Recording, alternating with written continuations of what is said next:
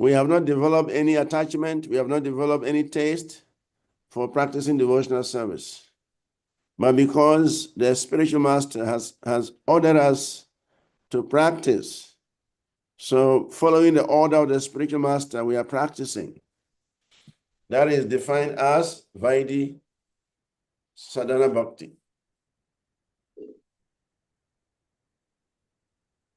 Then as we practice, we develop some attachment, and probably we develop some taste. When there is attachment and some little taste for chanting, for hearing, for kirtans, then we say that is Raganuga Sadhana Bhakti. Raganuga is there because there's attachment, there is some little taste. It is not fully developed. We have not reached the mature stage of Raganuga. But some attachment is there, some desire is there. We cannot stop practicing Krishna consciousness. If we are not able to chant our rounds in a day, we don't feel comfortable. If we are absent from class, we don't feel comfortable. If we miss the opportunity to hear, we are not happy. That is a sign that we have moved from the Vaidhi Sadhana Bhakti to the Raganuga Sadhana Bhakti. So Srila Prabhupada says, every devotee has to make an effort to reach this level of Raganuga Sadhana Bhakti. Because if we don't rise to the platform of Raganuga Sadhana Bhakti, then we may fall down. In other words, Raganuga Sadhana Bhakti is the beginning of Madhyama Adhikari. You know, we have three categories of devotees. We have the Kanishta Adhikari, we have the Madhyama Adhikari, and we have the Uttama Adhikari. The Kanishta Adhikari is just a beginner. He actually is a practitioner of Vaidhi Sadhana. He has no taste, he has no attachment, but he is executing the orders of the spiritual master by following the principles of devotional service. So the Prakrita Bhakta or the Kanishta Bhakta, he is performing Vaidhi Sadhana because he has no taste, he has no attachment. But out of respect for the spiritual master, he is executing devotional service. But then if he executes devotional service very carefully, he should be able to develop some attachment and some little taste. And so when there is taste and there attachment, he rises from the Kanishta platform to the Madhyama platform. That is a safe net for any devotee. Anyone who is able to rise to the Madhyama platform, he will not easily fall. Even if circumstances are very difficult, he will be protected. So therefore, to maintain our devotional service, one has to endeavor to rise to the second platform, which is the Madhyama platform. So Raganuga Sadhana Bhakti is the beginning of Madhyama Adhikari. And every devotee is expected to get to this platform of Raganuga Sadhana Bhakti.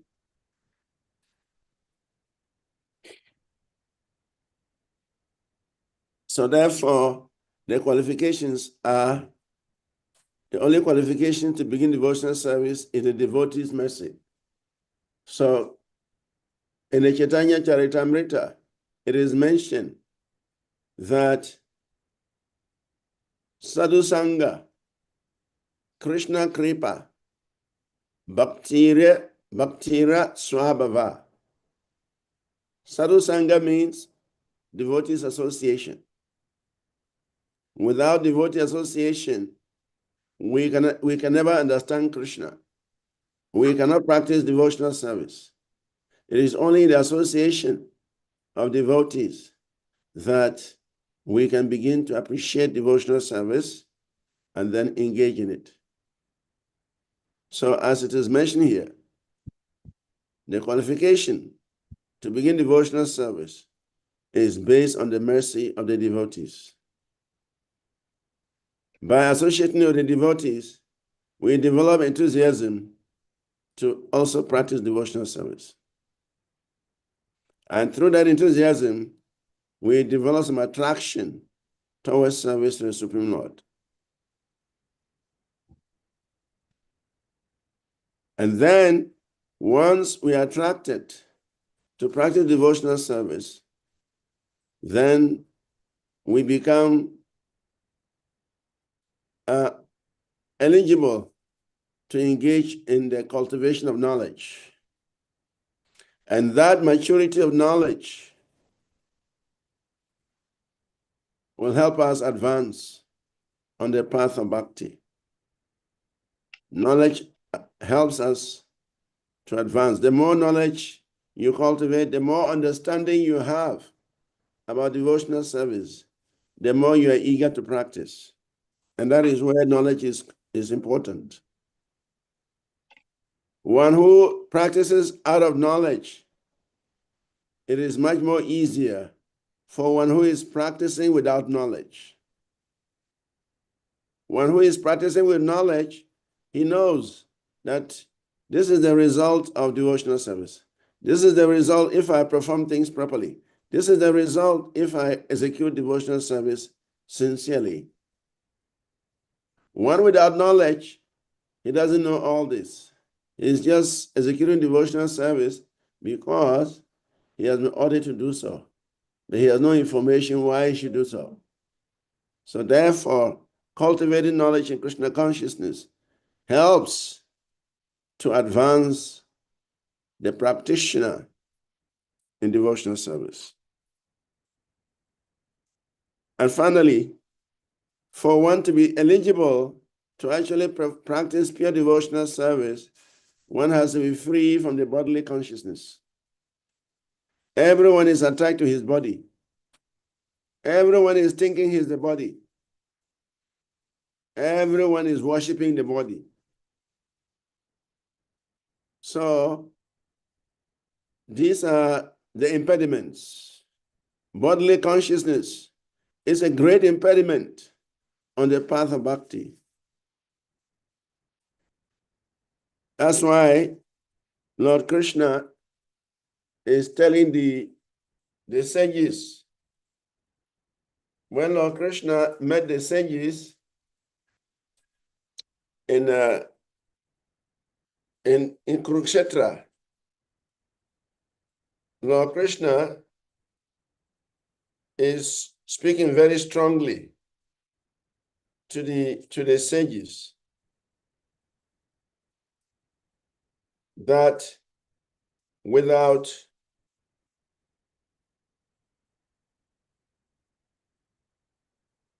understanding one's position as a spirit soul,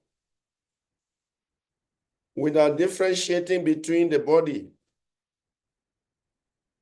and the soul, one is not better than a cow or an ass. Lord Krishna says, Yashyadma Buddhi Kunape Tri Datuke Swadir Kalatradeshu Boma Ijedir Yatyeta Buddhir Salalina Karichit Janesu Abidyesu Sa Eva Go Karaha. The meaning of this is that the one who identifies himself as the innate material body composed of mucus, bile, and air, who assumes his family as his permanent property, who thinks that an earthen image or the land of his birth is worshipable, and who sees a place of pilgrimage to be merely a place where there is water to bath, but who never inquires about spiritual topics about the place, such a person is no better than a cow or an ass.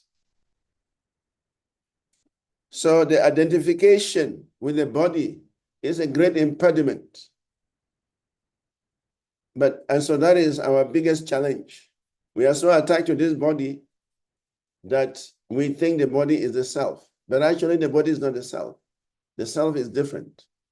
Srila Prabhupada explains that there are two identities. One identity is living and one identity is dead. He said the spirit is always alive. There has never been a time the spirit soul dies. So the spirit soul is always living. But the body is always dead. It is the spirit soul that makes it alive. It's the spirit soul that moves the body. And as soon as the spirit soul is absent from the body is considered dead. So the body is different from the soul. The soul is the self, and the soul is what moves the body. But unfortunately, people of this world have no idea of the soul. They only see the body. And so the body is of importance to them, but not the soul. And that is ignorance. Krishna chastised Arjuna when Arjuna was lamenting about the death of his spiritual master and his grandfather and his superiors and his cousin brothers. Krishna chastised him that you are speaking learned words, but you are lamenting for what is not worthy of lamentation, because the soul never dies. You cannot kill anyone's soul. The body is already a dead material. It's just the soul that is making it alive. So if you neglect the soul and you worship the body, you'll be disappointed, because the body will age and the body will die. It's already dead. It's just the presence of the soul that makes it alive. So as soon as there's separation from the soul, the body has no meaning. So therefore, the qualification for performing pure devotional service is that one must be free from this bodily consciousness, this bodily conception of life. So these are the three qualifications for performing Vaidhi Bhakti.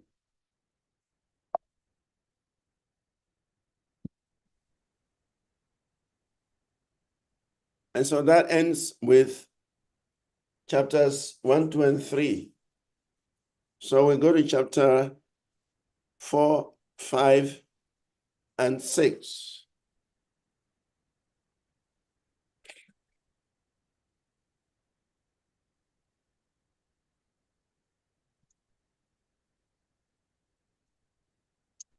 So chapter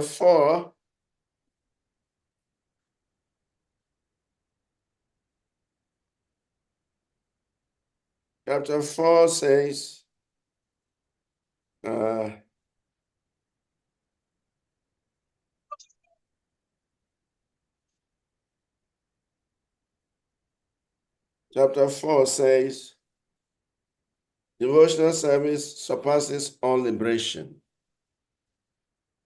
And chapter 5 says, the purity of devotional service. And chapter 6 says, how to discharge devotional service. So these are the three chapters we shall be discussing today. Devotional service surpasses all liberation. The purity of devotional service, and how to discharge devotional service.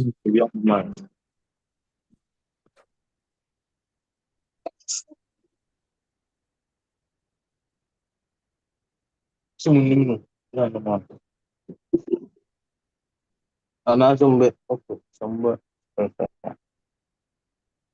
we have summary of Srila Goswami's instructions. All previous instructions imparted by Srila Goswami in his broad statement can be summarized as follows. As long as one is materially inclined and desirous of merging into the spiritual effulgence, one cannot enter into the realm of pure devotional service. So long as one is materially inclined, in other words, so long as we are still attracted to the body and the bodily desires, or so long as we are inclined towards merging into the spiritual effulgence, the Brahman Jyoti of the Supreme Lord, then one is not qualified to enter into the realm of pure devotional service. In other words, if we want to make progress, substantial progress, and experience pure devotional service, then one must give up material inclination. One must give up material desires. One must give up material propensities. And one must also give up the desire to merge into the effulgence of the Lord. One must give up this attitude of wanting to become one with the Supreme Personality of Godhead. That is a sum and substance. That is a summary of all instructions given by Rupa Goswami.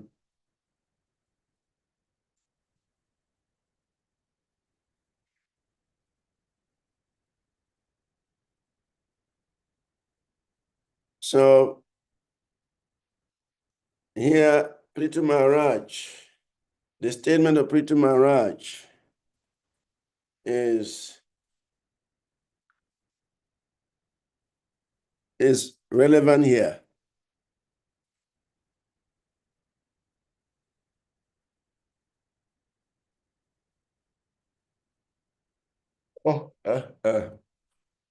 Nakamaye natat tat api aham kwachinna yatra yushma charana bhujas savaha mahatmata hridayam mukochuto vidaswa karna yutam isa me varaha. Prithu Maharaj is praying to the Lord. My dear Lord, I therefore do not wish to have the benediction of merging into your existence, a benediction in which there is no existence of the nectarian beverage of your lotus feet. I want the benediction of at least 1 million years, for thus I may be able to hear about the glories of your lotus feet from the mouths of your pure devotees. So, Prithu Maharaj, as we all know, is described as the Adiraj, the number one king. Prithu Maharaj sets the example. He sets the standard, what a devotee should be praying for. A devotee should be praying to the Lord for advancement in Krishna consciousness. Prithu Maharaj is not praying for a beautiful wife. He is not praying for good children. He is not praying for a big bank balance. He is not praying for fame, profit, distinction, adoration. He is simply praying for 1 million years so that he can hear the glories of the Lord in an unlimited way. In other words, he wants to make spiritual advancement. Anyone who is eager to hear about the glories of the Lord, he wants to make advancement. Anyone who is eager to speak about the Lord, He wants to make advancement. So Prithvi Maharaj is setting the example, what it takes to become a pure devotee, by desiring to hear the glories of the Lord more and more and more.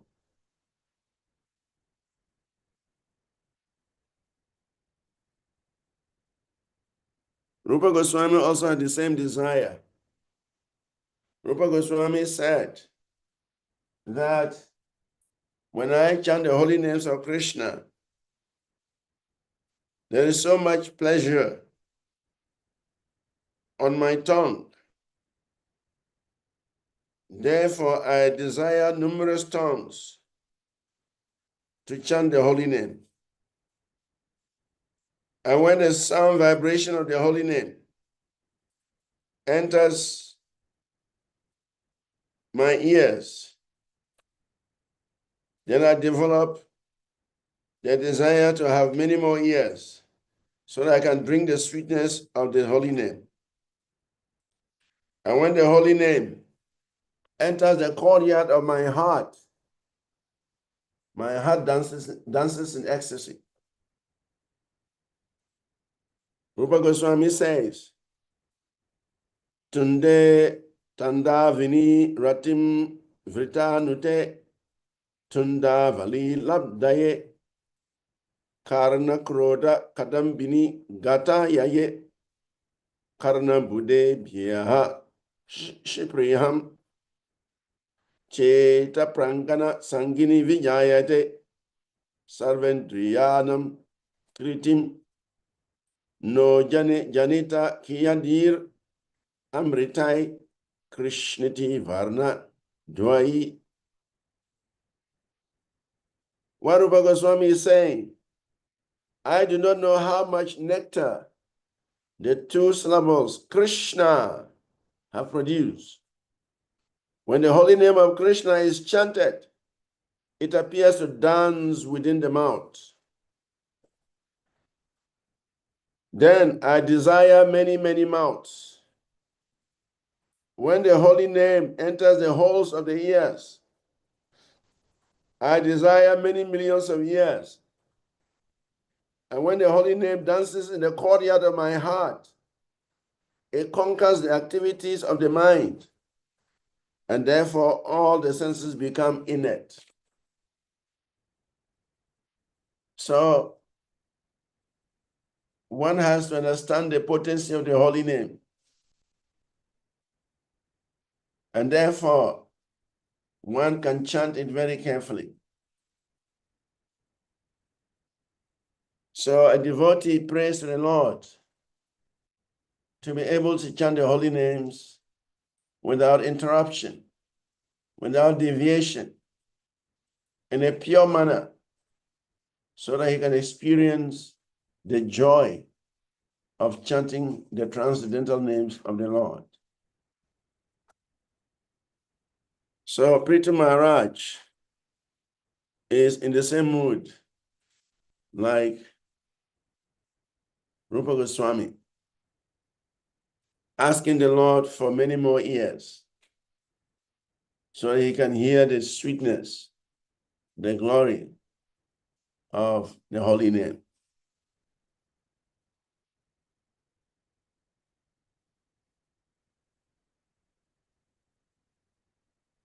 Can somebody read this?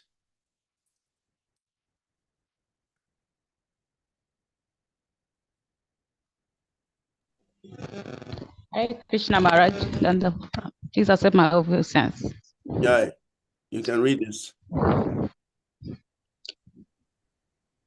Pure devotional service is beyond liberation.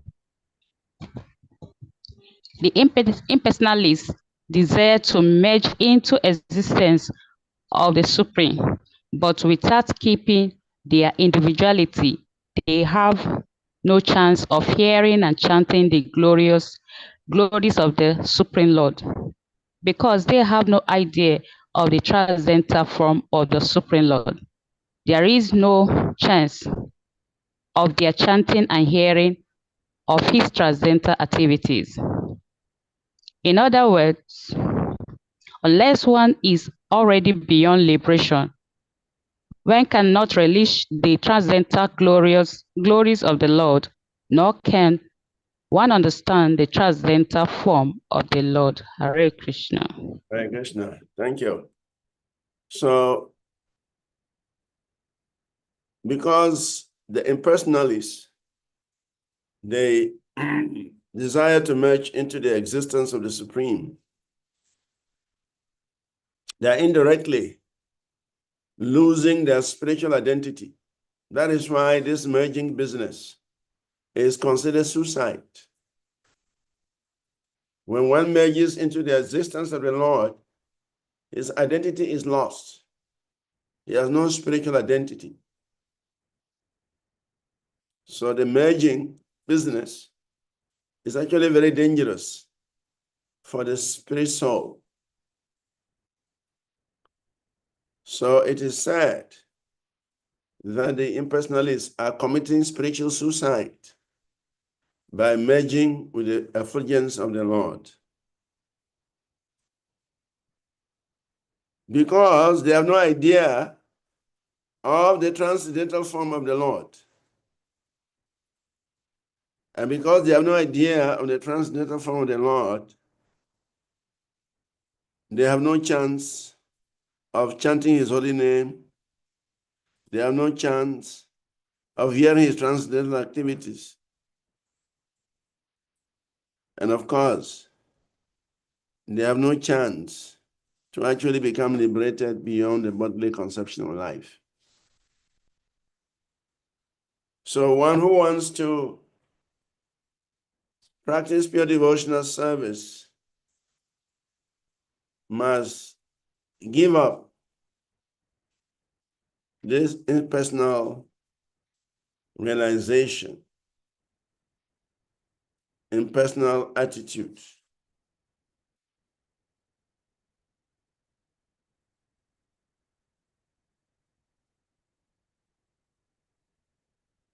And one must endeavor to have a taste of the activities of the Lord, have a taste of the pastimes of the Lord, have a taste of hearing and chanting the glories of the Lord.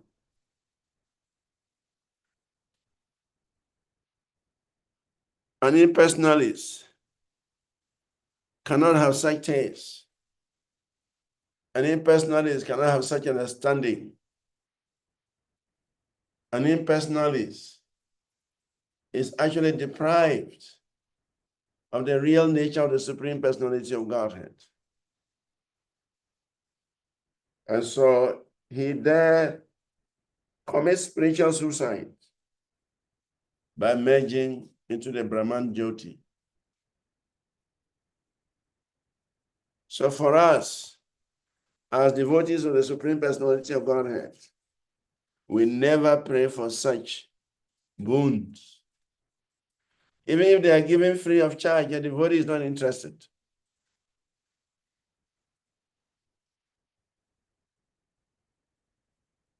That is why it is said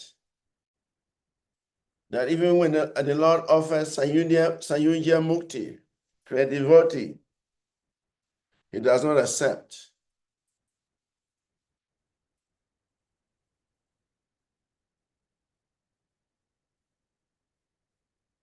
Because accepting this Sayunja Mukti, merging into the Supreme, is as good as suicide.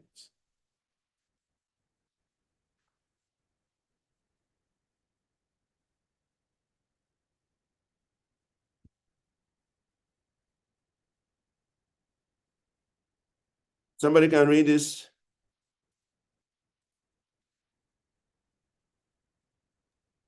Hare Krishna Maharaj. Hare Krishna. Yeah. The greatness of devotional service. Quote, the great soul, King Bharat, was so much attached to the service of the lotus feet of Krishna that he very easily gave up his lordship over the earthly planet and his affection for his children, society, friends, royal opulence, and beautiful wife. He was so very lucky that the goddess of fortune was pleased to offer him all kinds of material concessions, but he never accepted any of these material opulences.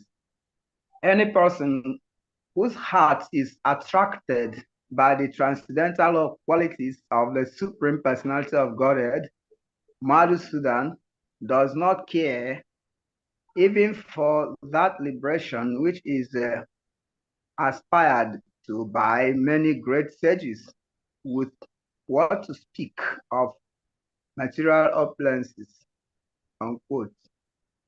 Hare Krishna. Thank you. So here, the greatness of devotional service is described. That the great soul, King Bharat, was so much attached to the service of the lotus feet of Krishna that he very easily gave up his lordship over the earthly planet and his affection for his children, society, friends, royal opulence, and his beautiful wife.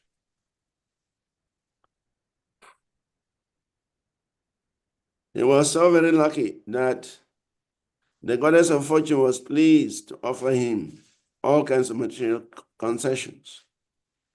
But he never accepted any of those material opulences. Any person whose heart is attracted by the transcendental qualities of the Supreme Personality of Godhead, Madhusudana, does not care even for that liberation, which is spent, which is aspired to by many great sages, what to speak of material opulences. So the great sages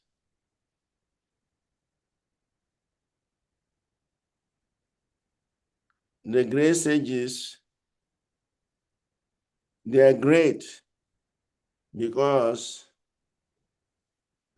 they know what to ask for.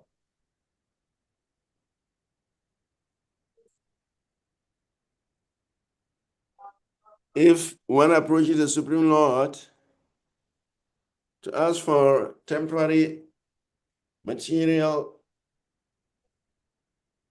articles,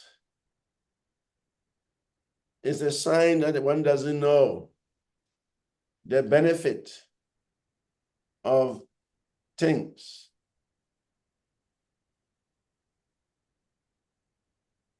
If one knows the benefit, he will not ask for any material particle. He will always ask for spiritual benedictions. That is the distinction between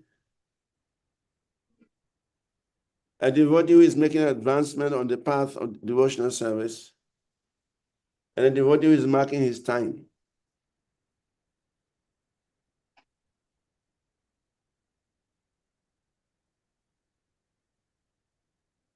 So, if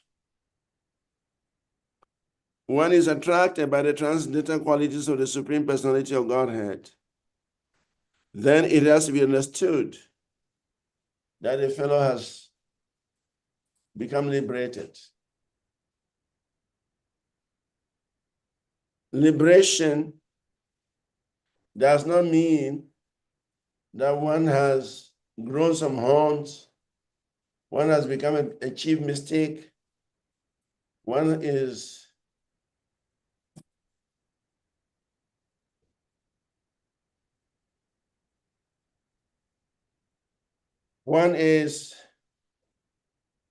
placed on a material platform, a high material platform.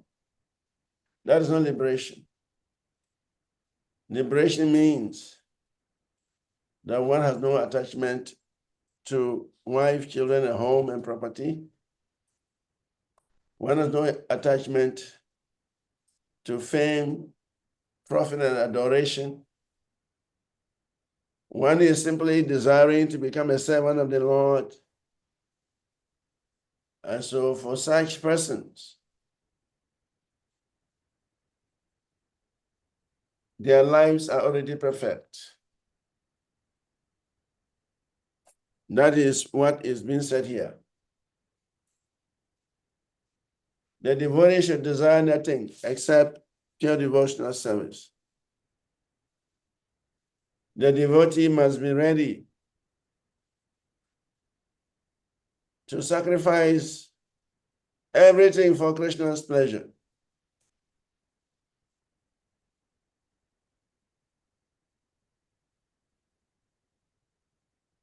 That is a sign that one is genuinely making progress on the path of bhakti. When we desire nothing except the pleasure of Krishna, then it means we have made tremendous effort, tremendous progress, spiritually speaking.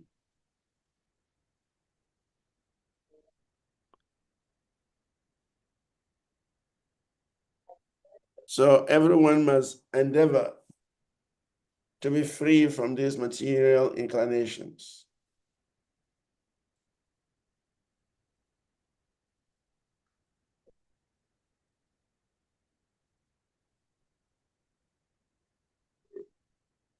Somebody like to read the next text? Hare Krishna Maharaj. Go ahead. The greatness of a devotee. Narayana Parara Sarvaka Kutasachan Diyanti Swaga Vaga Narakshirapi Utirta Darshina. Devotees solely engaged in the devotional service of the Supreme Personality of Godhead, Narayan, never fear any condition of life. For them, the heavenly planets, liberation, and the hellish planets are all the same.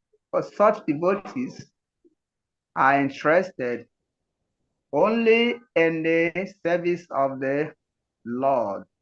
Srimad Bhagavatam, Canto 6, 1728.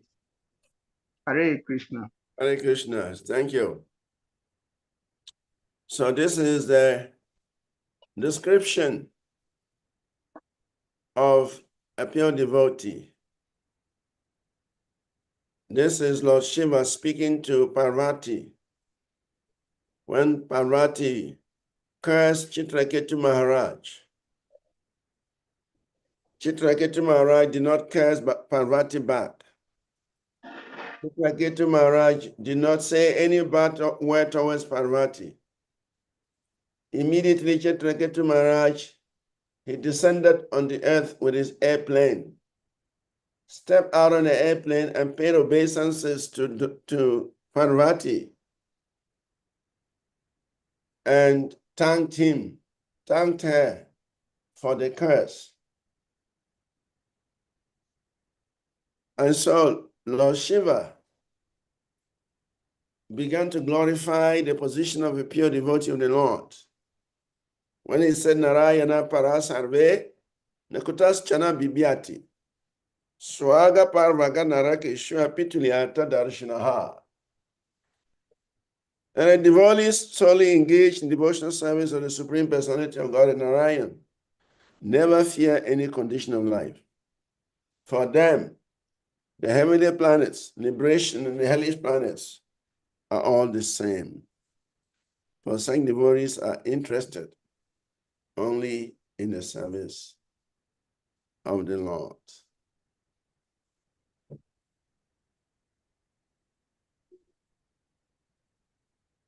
So this is the requirement or prerequisites for executing devotional service. One has to see that the heavenly planets, the hellish planets, liberation, they are all the same. They are described as phantasmagoria. Phantasmagoria means like flowers in the sky. If you conceive that there are flowers in the sky, you can never get those flowers. It's just a dream.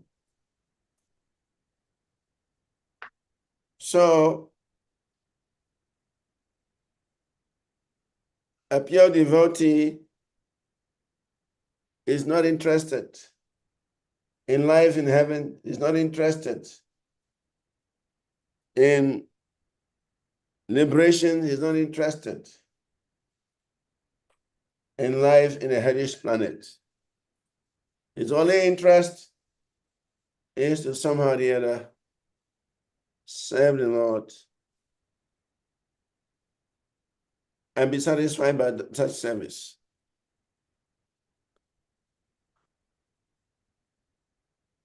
So that is the difference between the pure devotees and the non-pure devotees or the non-devotees.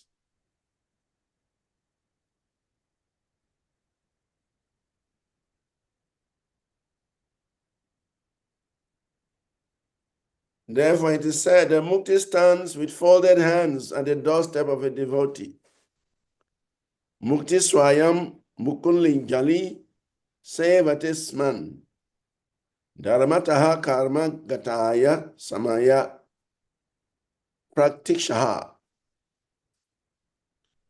Vivamangal Thakur realized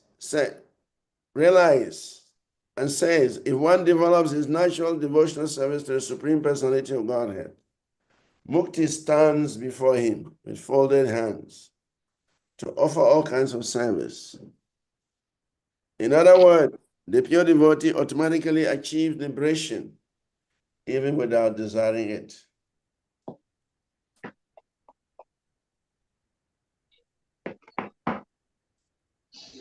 So, the one on the path of pure devotional service, he never cares about liberation. Because he's already attached to the form of the Lord. He's attached to the transcendental form of the Lord.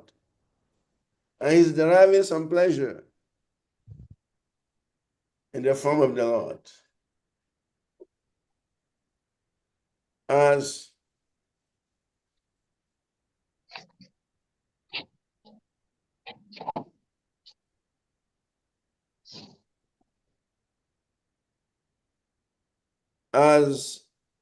Lord Chaitanya tells Raghupati Upadhyaya,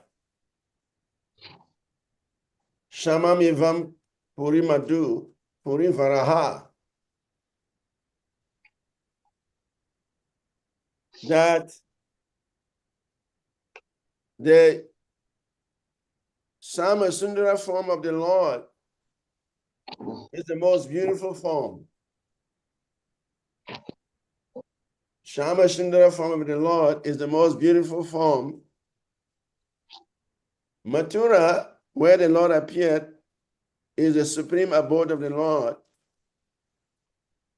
And Kaishorya, the youthful form of the Lord, is the form one should meditate upon. And Adiras, or the supreme conjugal love, is the best of all rasas. So a devotee must always meditate on the form of the Lord.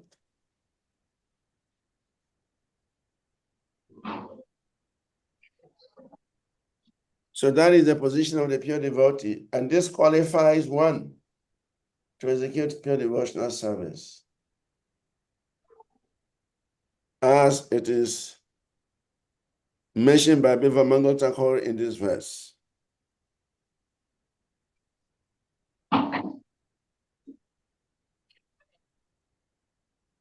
So a devotee does not endeavor for liberation separately. Just by becoming perfect in devotional service, liberation stands at your door with folded hands, ready to render some service.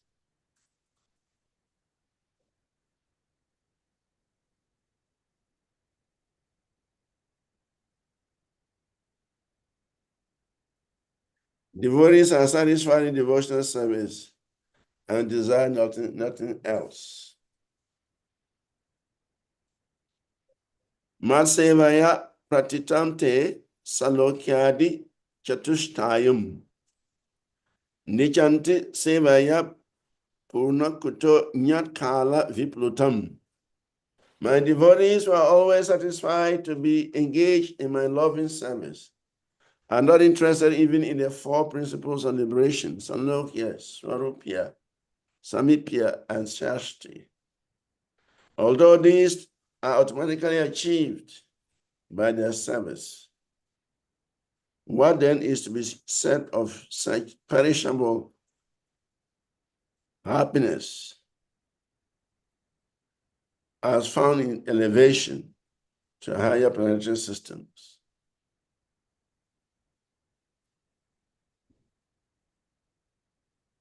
So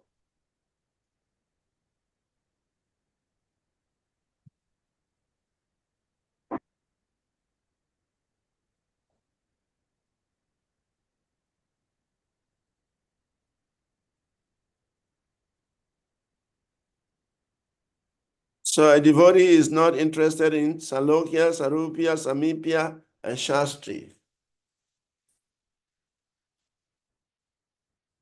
A devotee simply wants to render service. So if a devotee is not interested in these 4 forms of liberation, then why should one be interested in Sayujya?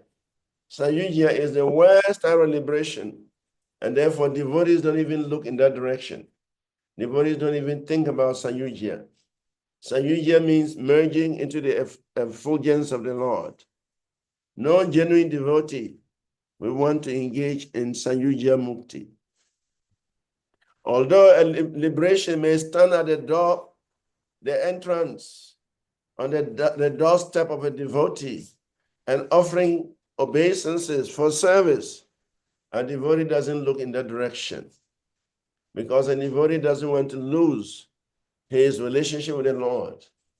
A devotee doesn't want to become impersonal, to merge with the Lord. He wants to render service. A devotee understands Krishna is there. I am there. And devotional service is there. So let me be linked up to Krishna by the process of devotional service.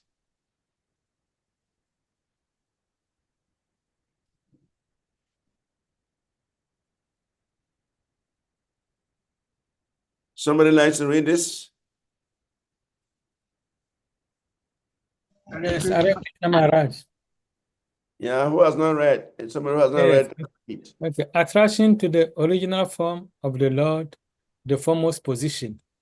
Out of many kinds of devotees of the Supreme Personality of Godhead, the one who is attracted to the original form of the Lord, Krishna in Vrindavan, is considered to be the foremost first-class devotee. Such a devotee is never attracted by the opulences of Vaikuntha or even Dwaraka, the royal city where Krishna ruled. The conclusion of Sri Rupa Goswami is that the devotees who are attracted by the pastimes of the Lord in Gokula or Vrindavan are the topmost devotees. Hare Krishna. Hare Krishna. And who are those topmost devotees? Yeah, those topmost devotees are those who are interested in the pastime of Krishna in Vrindavan. Okay, so in Vrindavan, who are the devotees in Vrindavan? Such devotees are the 6 Goswamis. Okay, and before the 6 Goswamis? That is the Brajavasi, the gopis. Wonderful. The gopis. The gopis. They are the topmost devotees. Lord Chaitanya Mahaprabhu says that the topmost devotee, the topmost servants of Krishna are the gopis, and therefore one must aspire to become a servant of the gopis. That is Mahaprabhu's recommendation, that every serious devotee must aspire to become a servant of the gopis. Gopi Bharatu Kamala Dasa Dasa Anudasa. One should aspire to become the servant of the servant of the servant of the gopis. In fact, Mahaprabhu says that the standard of devotional service performed by the gopis is the best. Because the gopis had no any desire except to please the Supreme Personality of Godhead. So anyone who really wants to please Krishna must become the servant of the gopis. So therefore, it is said that devotees who are attracted by the pastimes of the Lord in Gokul or in Vrindavan are the topmost devotees.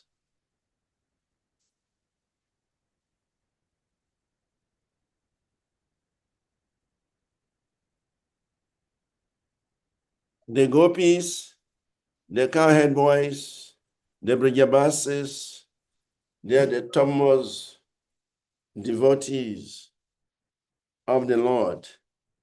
Therefore, Lord Brahma, in his prayers to Krishna, is glorifying the Brajabasis.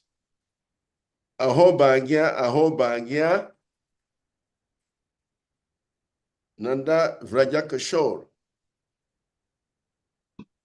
Aho Bhagya,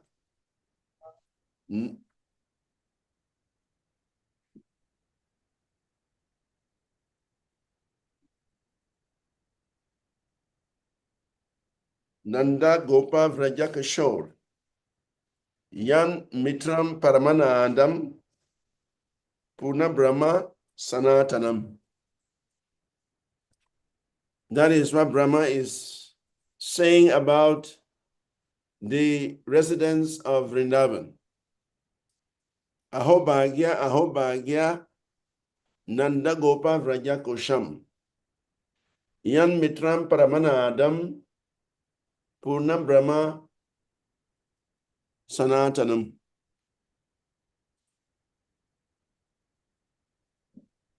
Nanda Maharaj and the inhabitants of Brajabhumi, Vrindavan, their fortune is unlimited.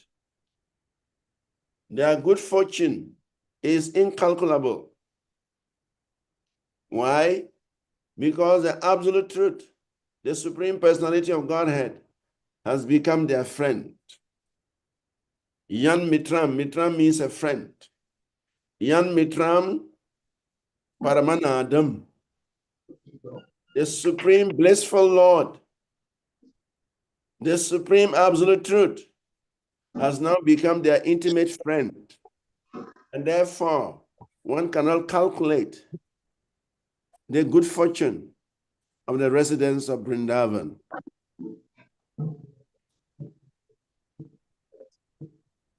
So that is the position of the residents of Vrindavan. And therefore, they are considered the topmost servants of the Lord.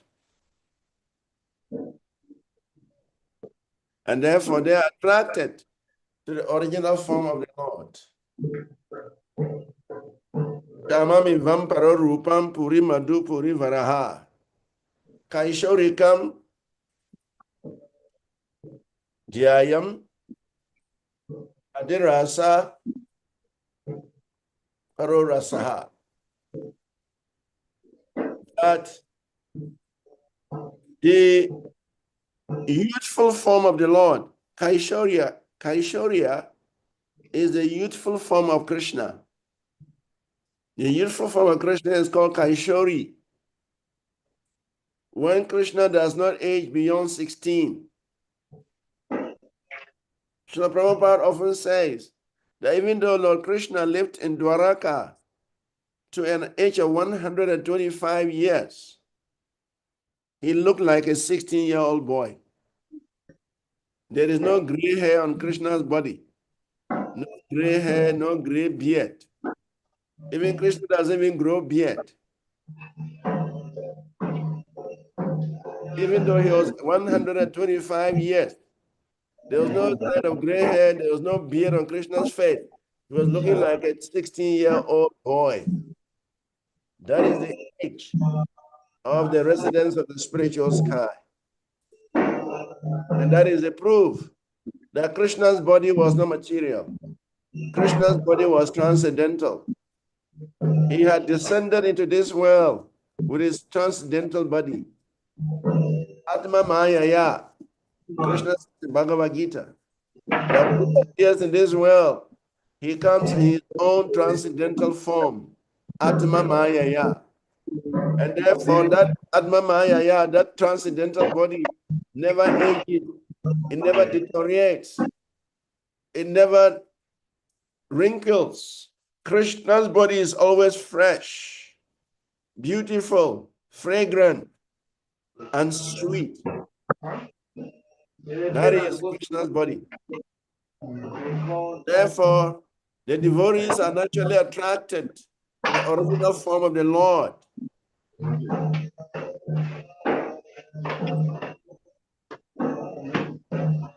And that is what Rupa Goswami is talking about here in this slide.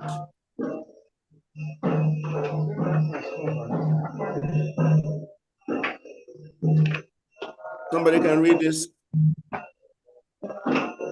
Hare Krishna Maharaj. The purity of devotion. I think if we are not reading, we can unmute, or we can mute up so that the sound at the background does not disturb us. That's when you are reading, then you can unmute and read. But after you finish reading, you mute again so that any sound at your background does not disturb. I'm hearing some kirtan somewhere.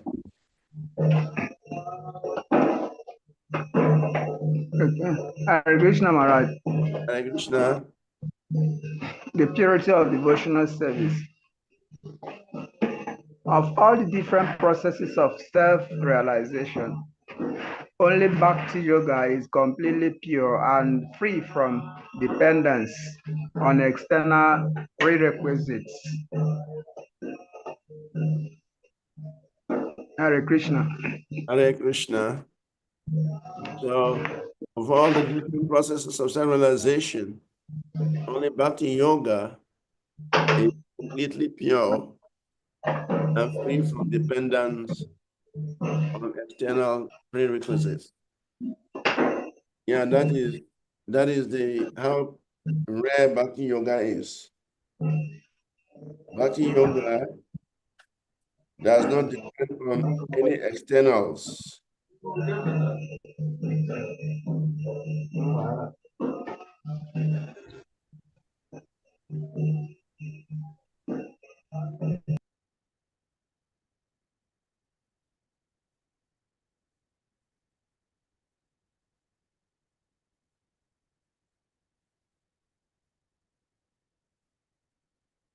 It is said that Bhakti Yoga,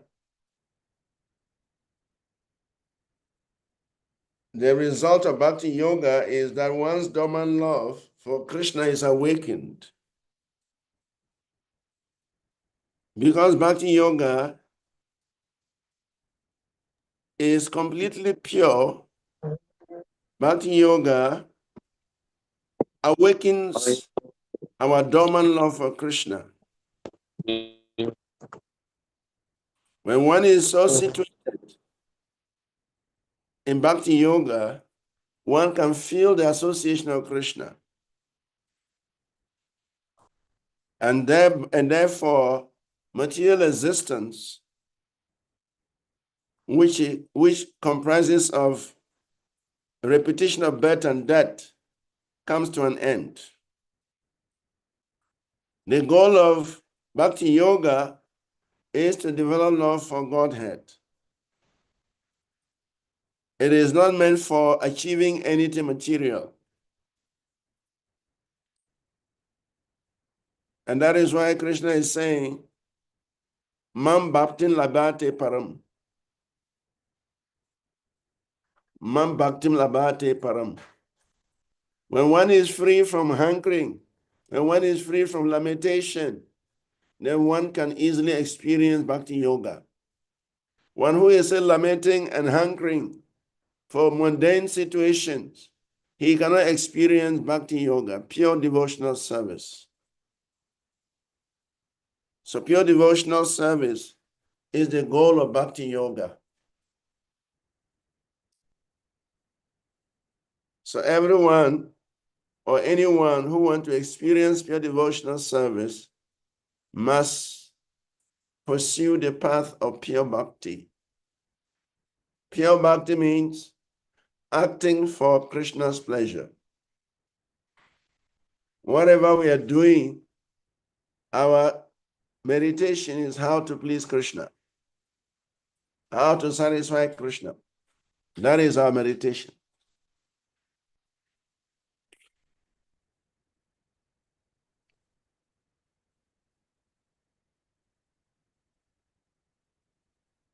Claim of the Nityananda Vamsas. In the Middle Ages, after the disappearance of Lord Chaitanya's great associate, Lord Nityananda, a class of priestly persons claimed to be descendants of Nityananda, calling themselves the Goswami caste. They further claimed that the practice and spreading of devotional service belonged only to their particular class, which was known as the Nityananda Vamsas. In this way, they exercised their artificial power for some time, until Srila Bhaktisiddhanta Saraswati Thakur Prabhupada, the powerful Acharya of the Gaudiya Vaishnava Sampradaya, completely smashed their idea.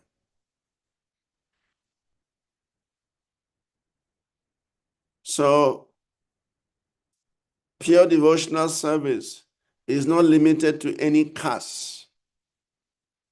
Anybody can perform pure devotional service. And the scriptures is replete. The scriptures is full of many, many instances of how even low-class personalities became exalted devotees. So no one can claim that devotional service, pure devotional service, is only meant for a particular caste. The caste brahmanas, they claim such that unless you become a brahmana, you cannot practice devotional service. And unless you take birth in a brahmana family, you cannot perform devotional service. They make all kinds of claims. But Chaitanya Mahaprabhu has disproved this. Mahaprabhu extended his mercy even to animals who do not belong to any caste. When Lord Chaitanya walked through the forest of Jharkhand, he influenced the animals in the forest to chant Hare Krishna, to dance in ecstasy, and immediately develop love of Godhead, and give up their animal bodies and went back home, back to Godhead. So what caste do the animals belong to? Are they Sudras? Are they Vaishyas? Are they Kshatriyas? Or are they Brahmanas? They are none of these. But by the mercy of Sri Chaitanya Mahaprabhu, all of these animals, they develop love of Godhead. They give up their bodies and they return to the spiritual sky. Lord Chaitanya offered a dog the remnants of his food. Mahaprabhu drank coconut and removed the pulp of the coconut and gave it to the dog of Shivananda Sena, who was fasting from food. They neglected the dog, they neglected to give the dog food, and the dog became angry with the devotees and left them behind and went ahead to Puri and went to Mahaprabhu's quarters and was sitting down there looking at Mahaprabhu. And Mahaprabhu understood this dog has not eaten. So immediately the coconut he was drinking, he removed the pulp and threw it to the dog. And the dog ate the pulp. And in a few moments, the dog left his body and went back home, back to Godhead. By eating the remnants of the Supreme Personality of Godhead, the dog gave up his doggish body and went back home, back to Godhead. So there is no question of caste. There's not even question of species. Any living entity who has the good fortune of meeting Sri Chaitanya Mahaprabhu can go back home, back to Godhead. So therefore,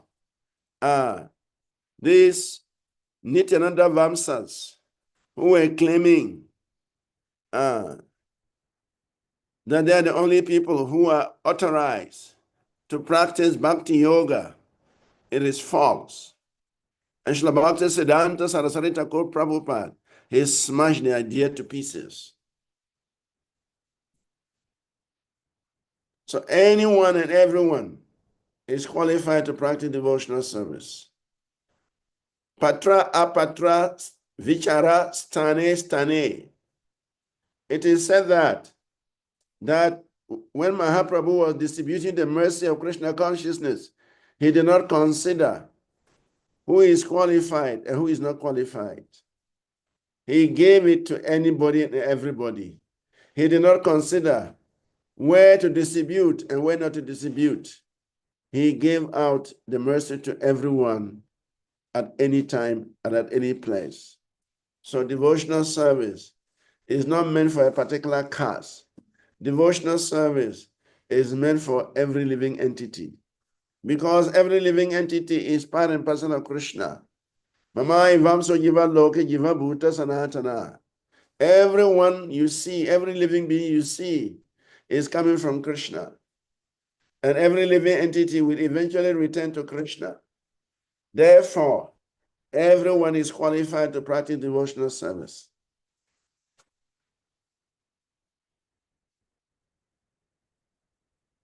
Somebody want to read this? Who has not read so far? Hare Krishna Maharaj. Hare Krishna. Please, should I read? Yes, go ahead. Who wants to read it? The right to perform devotional service. Padma Purana, wherein the sage Vasista tells King Dilepa, my dear king, everyone has the right to execute devotional service, just as he has the right to take early bath in the month of Magha, December, January. That's right. Hare Krishna. Hare Krishna, thank you, Balanila.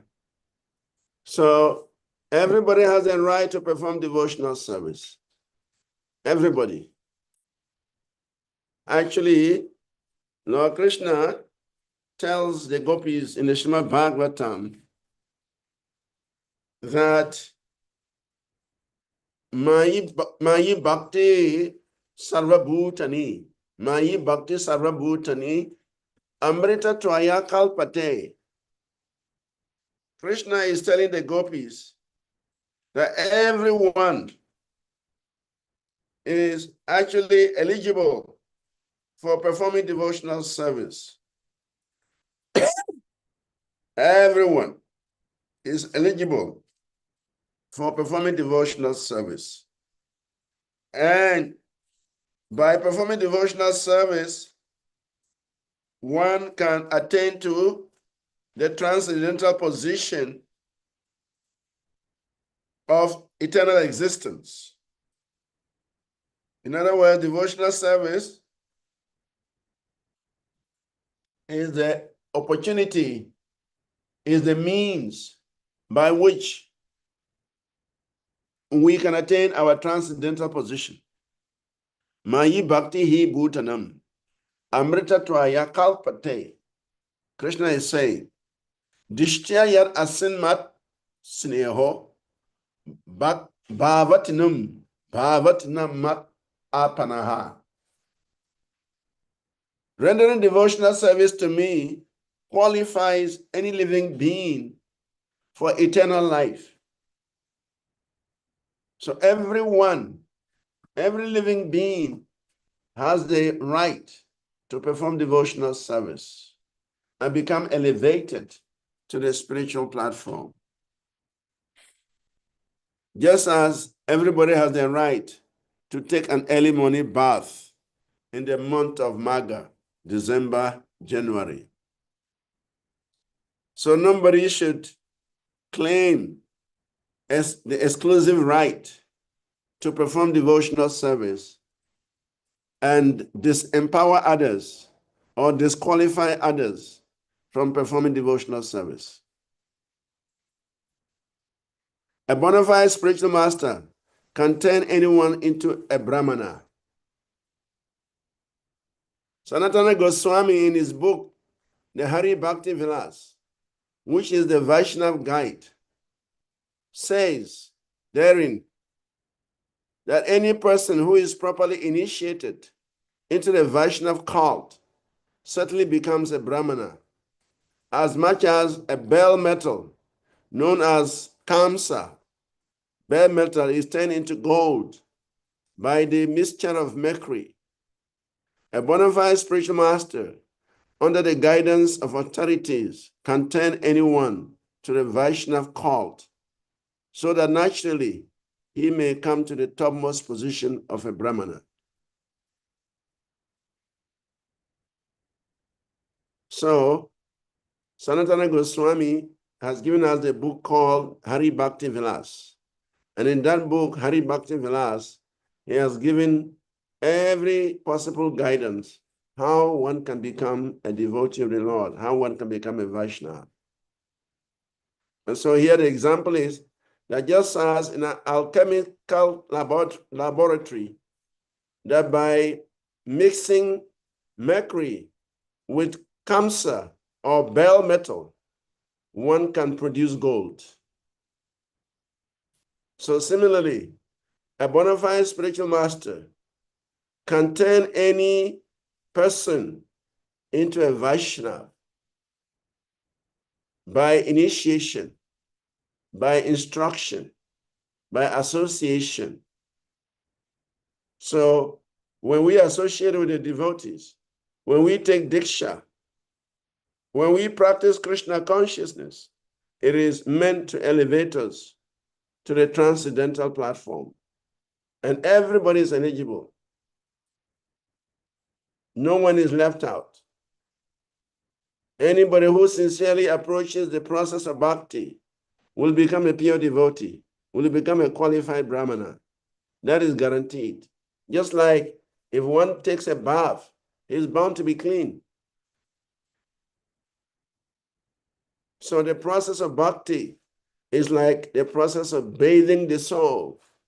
Devotional activities are a bathing process for the spirit soul.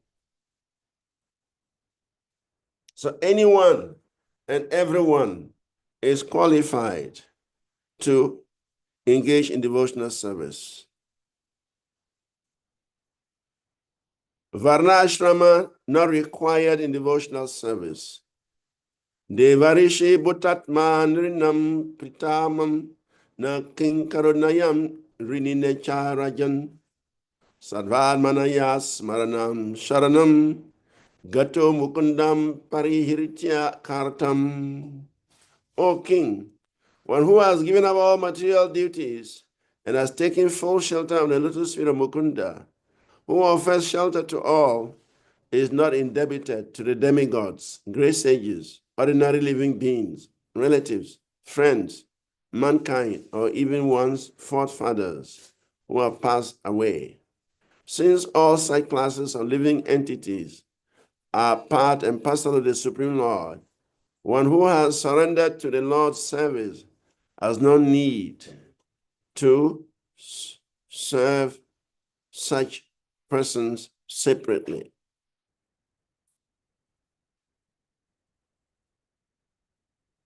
So once we take birth in this material world, we have become indebted to the demigods, to the great sages, to the ordinary living beings, to relatives, to friends, to mankind, to our forefathers, even to animals. We are indebted because we are receiving services from them. The demigods are providing all the natural resources like air, rain, sunshine. So we are indebted to them. Everyone is a debtor. The great sages, they give us the scriptures. They give us guidelines how to make progress in Krishna consciousness. Other ordinary living beings, they render service to us like the domestic animals. Relatives, they serve us, they assist us, they support us. Friends, they serve us, they assist us. Mankind, forefathers, they've all assisted us in such a way. Our forefathers gave us the right of inheritance. So therefore, once you take birth in this material world, you have become a debtor. And you can never finish paying that debt. Yeah.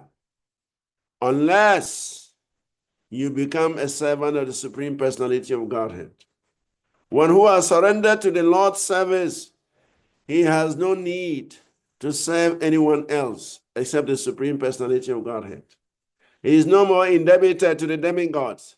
He is no more indebted to the great sages. He is no more indebted to any living being. He is no more indebted to relatives, to friends, to mankind, and so on, forefathers, because he is serving the Supreme Personality of Godhead, who is the source of all these living entities. So that is the potency of devotional service. Just by one stroke, one can pay off all his debts.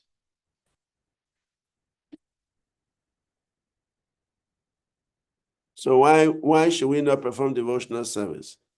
If by performing devotional service, one can settle all these debts, that is the wisest thing to do. If you are not engaged in devotional service, then you have to pay all these debts, which we cannot. And that is the reason why there is samsara. We have to take birth again and again and again because we are always in debt. We have to come to pay the debt in different lives. So to end these different life forms, one has to surrender unto Mukunda. One has to surrender unto Krishna and render service unto him.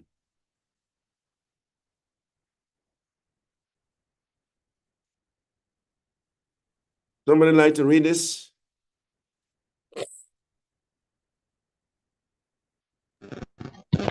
Hare Krishna Maharaj. Hare Krishna, go ahead. Everyone is indebted in the material world. There are many other sages like Sankaracharya, Gautama Muni, and Narada Muni, to whom are indebted because we take advantage of their knowledge.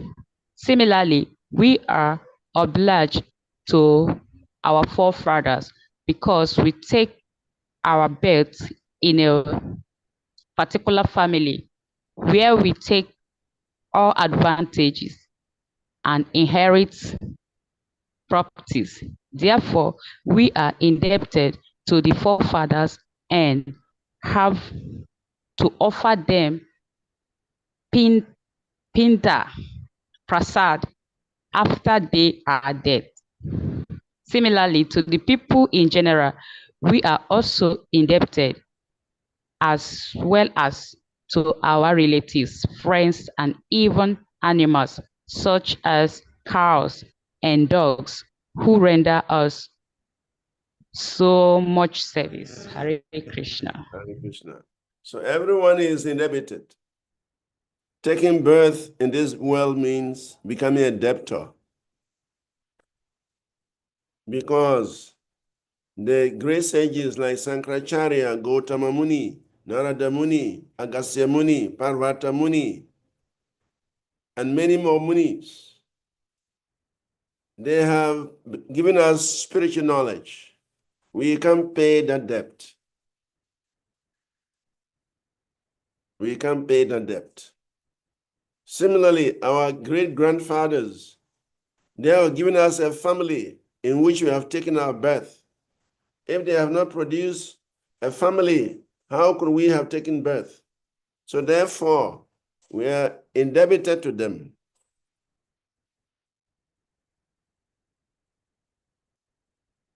And therefore, it is said that they must be offered pinda or prasad, Vishnu prasad, after they have died or when they are dead. Similarly, people in general, we are also indebted to them, such as relatives, friends, and even domestic animals like cows and dogs, because they render service unto us.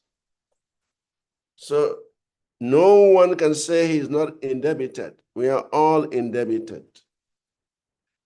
But the only way to escape this debt is to serve the Supreme Master, who is Mukunda or Krishna. Once you render service to Mukunda or Krishna, you are serving the source of all existence. The source of all existence is Krishna. Srimad Bhagavatam says, Yata taro mula nisachi sikena, tripyanti taskanda, bajo pakashaha, pano para haracha yatendriyanam, tata iva savarahanam achute teja. That as pouring water on the root of a tree energizes the trunk, branches, twigs, and everything else connected to the tree. Just as supplying food to the stomach enlivens the senses, the limbs, the body. Therefore, simply by worshiping the Supreme Personality of Godhead through devotional service, automatically satisfy the demigods, the forefathers, the sages, and everyone else. So devotional service is that single stroke that can liquidate our debt. Unless we engage in devotional service, how can we liquidate our debt? How can we pay our debt? We cannot.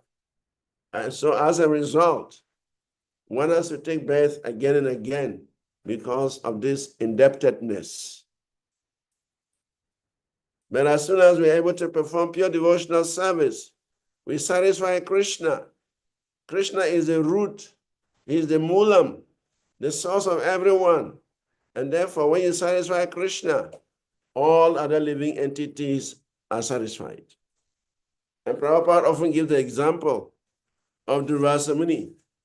When Durvasa Muni was sent by Duryodhana to go and embarrass the the Pandavas in the forest in Kamyavan, because they know that Durvasa Muni easily get angry. If you don't please him, he will curse you. And sometimes he will create demons to kill his adversaries. So the Duryodhana wanted to punish the Pandavas when they were on exile. So he sent Durvasa Muni to go to the forest to accept lunch from the Pandavas. But Draupadi had a very special blessing. She has this Akshapatra. He has a special pot that so long as she has not eaten, she can feed the whole world from that pot. But as soon as she eats, then the pot cannot produce food again for that day until the next day.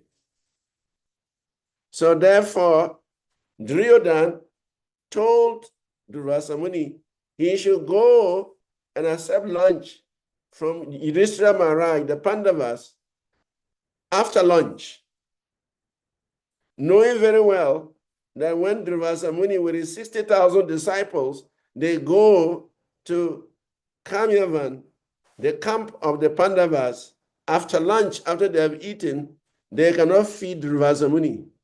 And he will become very angry and he will curse the Pandavas. That was the whole purpose. And it almost worked to perfection, except for the intervention of Krishna. Durvasa Muni arrived at the camp of the Pandavas after everyone had eaten, including Draupadi. And Durvasa Muni came to Yudhishthira Maharaj and said, "My dear Yudhishthira Maharaj, we are very hungry. Me and my 60,000 disciples, we are very hungry. We need food.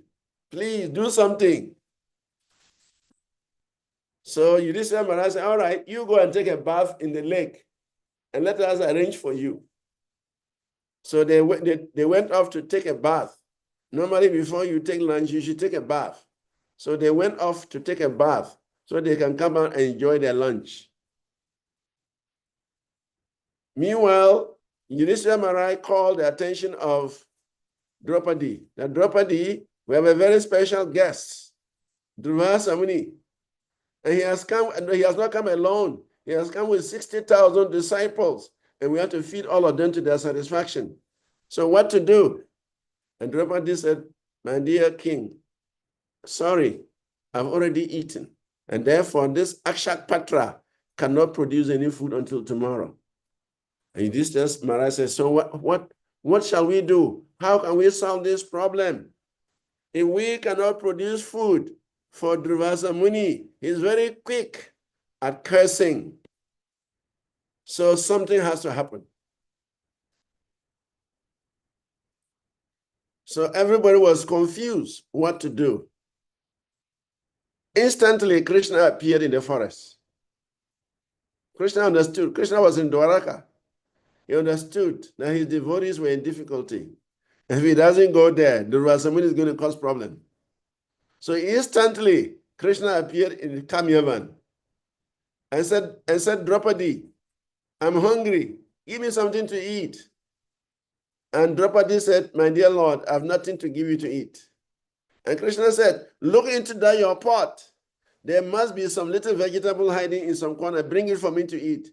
Draupadi looked everywhere and said, "There is nothing." Krishna took the pot from Draupadi, and there was a little tiny piece of vegetable stuck in one corner of the pot. Krishna took that pot and ate it. And that was it. Draupadi, Durvasa Muni and his 60,000 disciples who were taking bath in the river, in the lake, all of a sudden, their stomachs were full because Krishna had taken that little vegetable, all the 60,000 plus one, Durvasa Muni. Their stomachs were full to the brim. They cannot even breathe air. So Durvasa Muni said, "Hey, my dear disciples, let's better run away from here. We have ordered Yudhishthira Maharaj to prepare lunch for us, and now our stomachs are full. We are all belching without even eating. We better run away from here, because if we go there and we can't eat the food, it will be a curse for us. And so they did not return to the camp of Yudhishthira Maharaj. So here it is said that Yata Taro Mula Nise Se Chanena. Once the source of existence is satisfied, everyone else is satisfied. If you want to give water to the root, where do you pour the water? If you want to give water to the tree, where do you pour the water? At the root. You don't pour it on the branches, you don't pour it on the leaf. You pour it at the root, and the root would absorb the water and distribute it to all the tree. If you want to supply food to your body, you don't put it into the ear or into your nose or into your eye. No, you put it into the mouth. The mouth will direct it to the stomach. The stomach will digest it and distribute all the energies. So similarly, if you want to settle your debt, you cannot go from one person to one person to one person to one person to settle all your debts. Just satisfy Krishna. Krishna is the source of everything. Once Krishna is satisfied, he's the mula, he's the root, he's the cause. Once you satisfy Krishna, everyone else is satisfied. So that is the secret of how to overcome one's debt, by satisfying Krishna.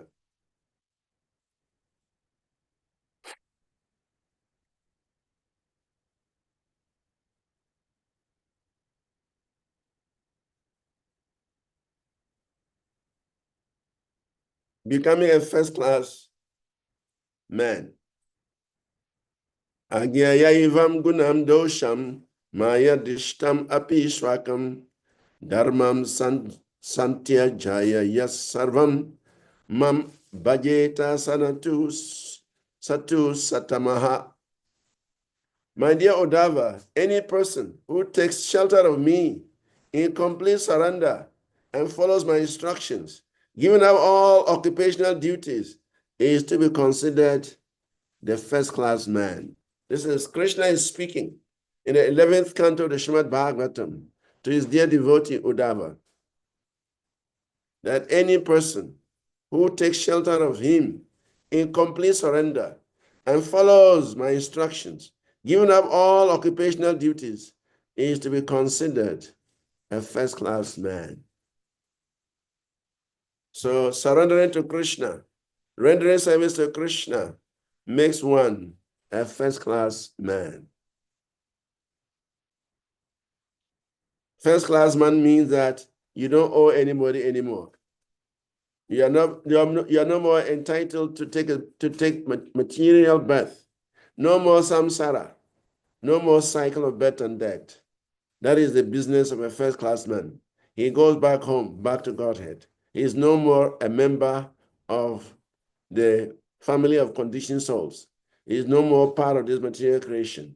He becomes eligible to enter the first-class world, and the first-class world is the spiritual sky, Vaikuntha Loka or Krishna Loka. That is a first-class world. So when you become a first-class man, then you qualify to go into a first-class world. Otherwise, this second-class world is full of miseries, is full of pain, is full of disappointment, is full of embarrassment, and so many other things we don't like. But that is the nature of this second-class world. Conclusion of Srila Rupa Goswami. Bhakti yoga is totally independent and self-sufficient. No material impediment should discourage us from the path of surrender. So, there are no impediments on the path of bhakti. Nothing should discourage us from the path of surrender to Krishna. Nothing, except our own desires. Our own desires can be the obstacle, but nobody can stop us from surrendering to Krishna. So therefore, everyone must engage in the process of devotional service.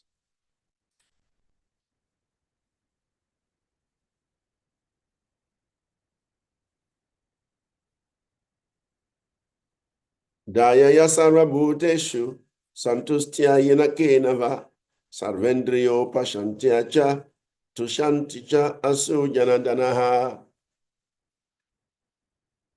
That showing mercy to all living entities, being satisfied somehow or the other, controlling the senses from sense engagement, and by surrendering to the Supreme Personality of Godhead, one can very quickly satisfy the Supreme Personality of Godhead. Somebody is calling this person. Monday. Bye.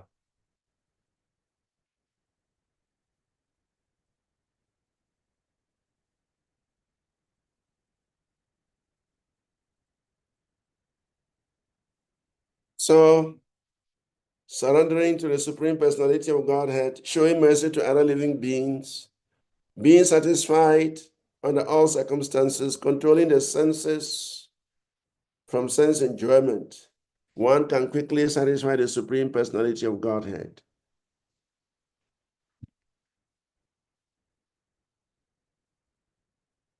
So that is the process of Bhakti Yoga. Bhakti Yoga means satisfying the Supreme Personality of Godhead.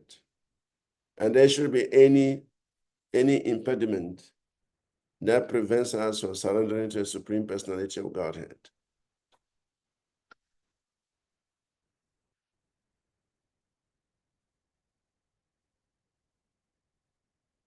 So that takes us to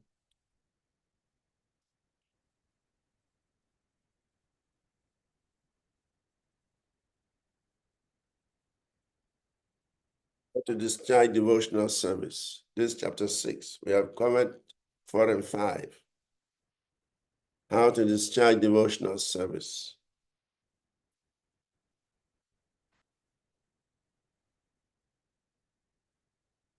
Somebody can read this?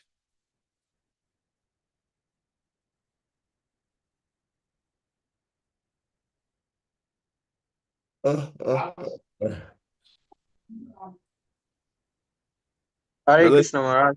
Hare Krishna, you can read. How to discharge devotional service. Basic principles. 1. Accepting the shelter of the lotus feet of a bona fide spiritual master. 2. Becoming initiated by the spiritual master and learning how to discharge devotional service from him. 3. Obeying the orders of the spiritual master with faith and devotion. 4. Following in the footsteps of great acharyas, teachers, under the direction of the spiritual master. 5. Inquiring from the spiritual master how to advance in Krishna consciousness. Thank you. Hare Krishna. Hare Krishna. So these are the basic principles of how to discharge devotional service.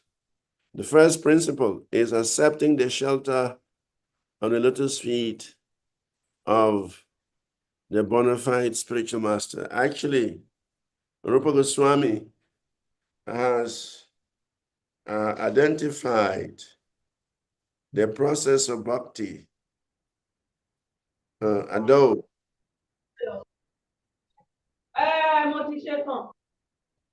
I think it's ringing again, Richie.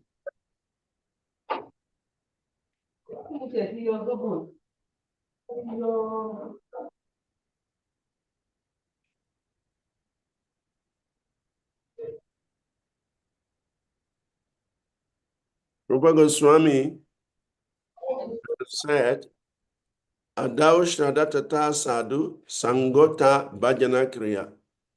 Tato Narata Nivriti Syat, Tato Nishta Ruchistata.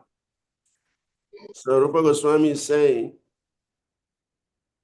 that in the beginning, there must be some faith then one becomes interested in associating with the pure devotees. Thereafter, one is initiated by the spiritual master. He executes the regulatory principles under the orders of the spiritual master. So the first principle is to take shelter on the lotus feet, and that arises from developing faith in the process of Krishna consciousness.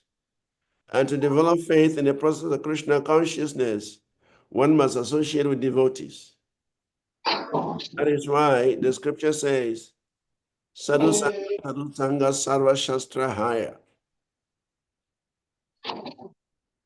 Sadhu Sangha Sarva Siddhi Haya. That by a moment's association with the devotees, the pure devotees, one devotional service is aroused, one devotional service is awakened. So this is necessary. If we are not reading, we should put up our phones. I mean, not put up we should be on mute so that the background noise does not disturb the class. So acceptance of the shelter of the lotus feet is very important. It's the first step. In order to get to this step, we have to develop some faith. And to develop some faith, we have to associate with devotees.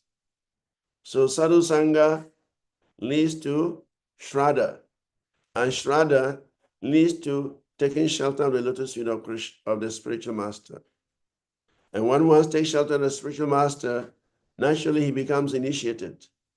And when one becomes initiated, he accepts the orders from the spiritual master. And following in the footsteps of the spiritual masters, one begins to make progress. And one can make advancement on the path of bhakti by inquiring confidentially from the spiritual master. So this is the 5 principles of devotional service.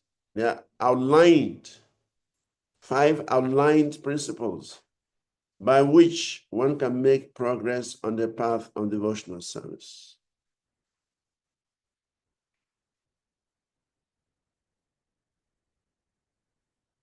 So Srila Prabhupada said he started this movement to facilitate those who want to make progress in Krishna consciousness.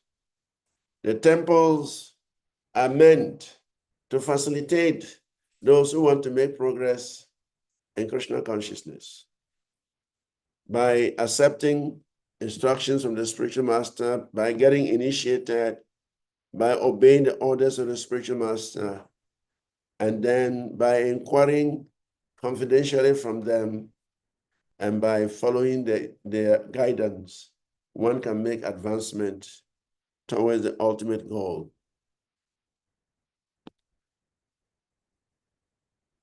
There are more principles. Somebody can read this.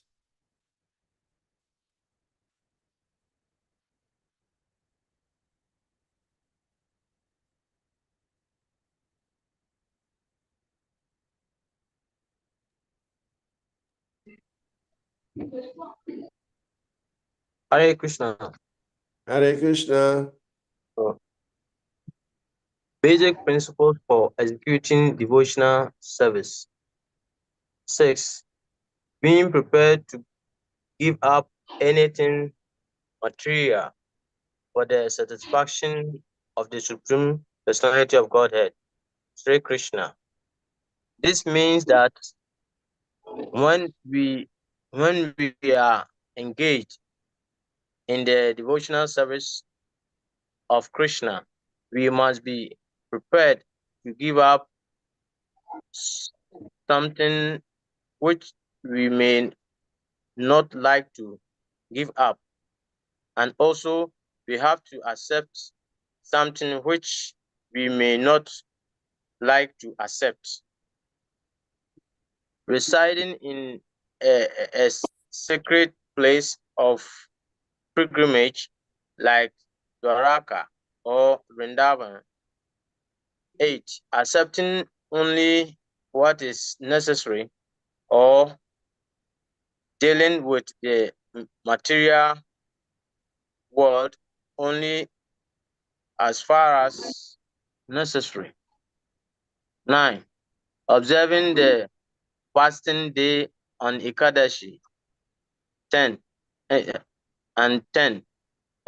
Worshipping sacred trees like the banyan tree. Hare Krishna. Hare Krishna, I think there are more principles. Okay. So these are the 10 principles. The 10 principles that are necessary for the execution of devotional service. So in the last slide, we saw the 5, and here this another 5. Being prepared to give up anything material for the satisfaction of the Supreme Personality of Godhead, Sri Krishna. This means that when we are engaged in devotional service of Krishna, we must be prepared to give up something which we may not like to give up. And also we may have to accept something which we may not like to accept. This is the process of surrender. Surrender means we may have to give up certain things we don't want to give up, and we may also have to accept certain things we don't want to accept. For instance, we may have to give up drinking, smoking, give up illicit sex, give up meat eating, give up intoxication, give up gambling. Nobody wants to give up these sinful activities, but we may have to give them up in order to make advancement in Krishna consciousness. And then we have to accept chanting 16 rounds every day, even though we may not like it. So there are certain things we have to give up, sinful activities, and there are certain things we have to accept, chanting 16 rounds every day. If we do like this under the guidance of the spiritual master, then guaranteed we will make advancement. Also residing in a place of pilgrimage like Dwaraka or Vrindavan or Mathura or anywhere the Lord is worshipped. We can live in a temple or we can make our home a temple. Wherever the Lord is worshipped, that is as good as a temple, is as good as Dwaraka, is as good as Vrindavan. And so by such residence, one can make advancement on the path of bhakti. 8, accepting only what is necessary and dealing with the material world only as far as necessary. So one must deal with the material world to a limited degree. One must accept material facilities to a limited degree. Whatever is necessary to keep body and soul together, whatever is necessary to keep us going, we must accept. And then observing the fast day on Ekadashi. So it is necessary for us to observe Ekadashi. It is part of the Vaishnava tradition that every Ekadashi comes twice a month. We must fast from grains and, if possible, from water. But if one cannot fast dry, he should take at least 1 meal a day, non-grain, fruits, roots, once a day, nuts once a day. And then lastly, one must worship sacred trees like the banyan tree or the tulsi plant. It is a practice, a Vedic practice to worship the banyan tree or tulsi tree. By such worship, one can make tremendous progress on the path of bhakti.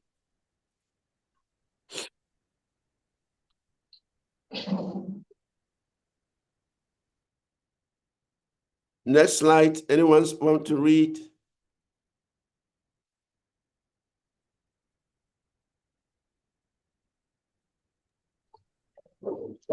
Yes, Maharaj. All right, go ahead, Gandhari Mataji. How to make good advancements on the path of devotional service.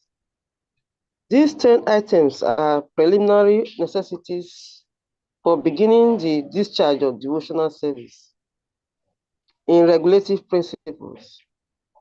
In the beginning, if a neophyte devotee observes the above mentioned 10 principles, surely he will quickly make good advancements in Krishna consciousness. Hare Krishna, thank you.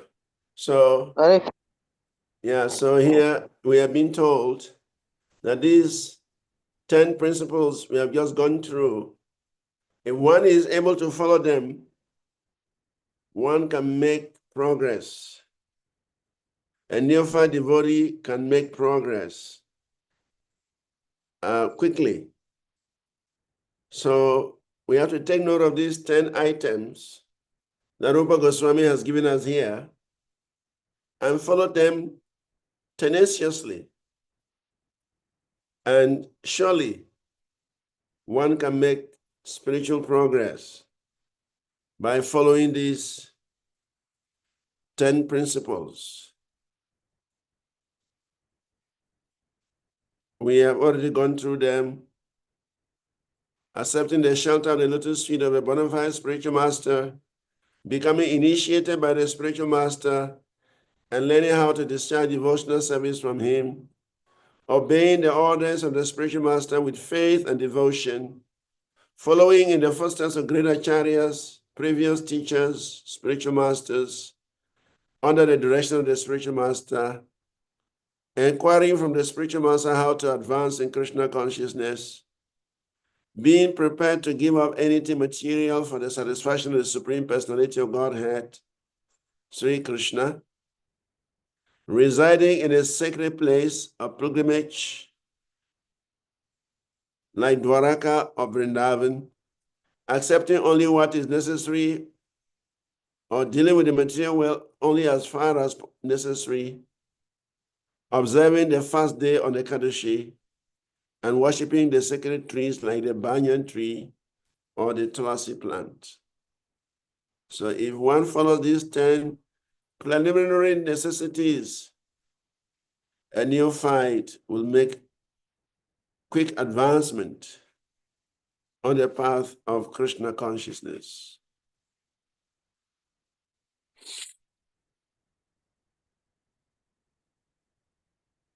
Preliminary principles for execution of devotional service. 1, one should rigidly give up the company of non-devotees. 2, one should not instruct a person who is not desirous of accepting devotional service. 3, one should not be very enthusiastic about constructing costly temples or monasteries. 4, one should not try to read too many books, nor should one develop the idea of earning his livelihood by lecturing on or professionally reciting Srimad Bhagavatam, Bhagavad Gita. 5, one should not be neglectful in ordinary dealings. 6, one should not be under the spell of lamentation in loss or jubilation in gain. 7, one should not disrespect the demigods. 8, one should not give unnecessary trouble to other living entities. 9, one should carefully avoid the various offenses in chanting the holy name of the Lord or in worshiping the deity in the temple. 10, one should be very intolerant toward the blasphemy of the Supreme Personality of Godhead or his devotees. I think there are more principles.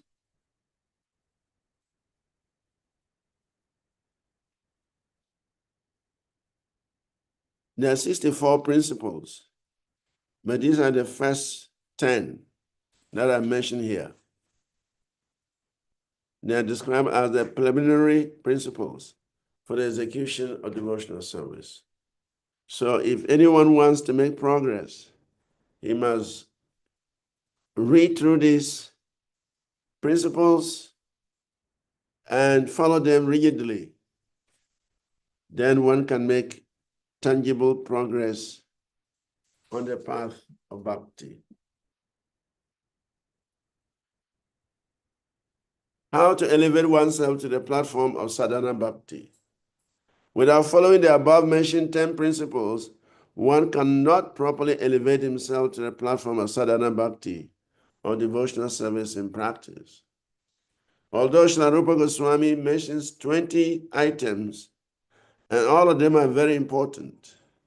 Out of the 20, the first 3, namely accepting the shelter of a bona fide spiritual master, taking initiation from him, and serving him with respect and reverence, are the most important.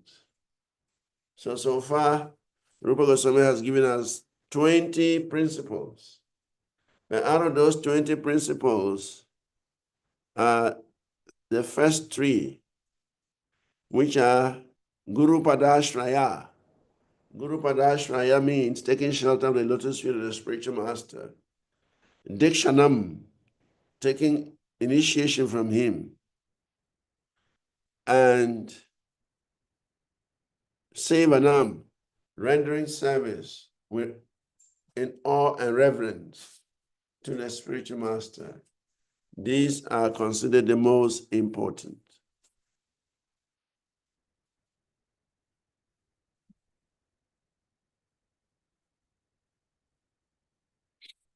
And that brings us to the end of chapter 6.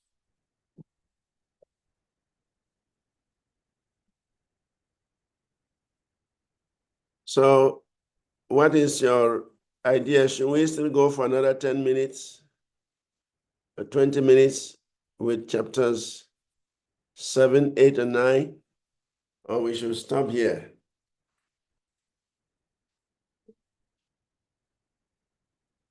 Chapter 7 says, evidence regarding devotional principles. Chapter 8 says, offenses to be avoided. And chapter 9 says, further considerations of devotional principles. So we can go for another 10 minutes. Let's see. So, evidence regarding devotional principles. First one, Guru Padashraya, accepting the shelter of a bona fide spiritual master. 2, Sri Krishna Dikshadi Shikshanam, accepting initiation and receiving instructions from Guru.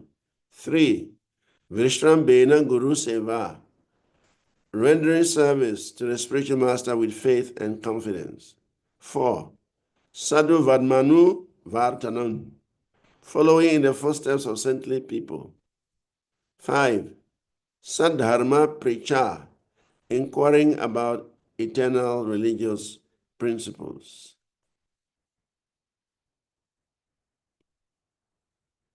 6, Yavat Artanu Vartita, accepting only what is necessary.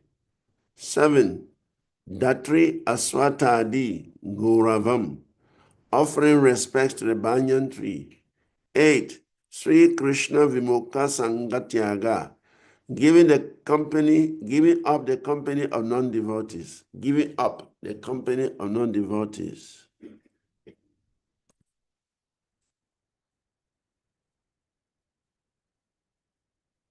9, Sishyadi Ananu Vandit Twadi Trayam, not accepting unfit disciples, constructing many temples, and reading many books. 10, Vyavahare P. Akarpanyam and Slokadi Avashartitaha, straightforwardness in ordinary dealings and equilibrium in loss and gain. So these are the 10 essential principles.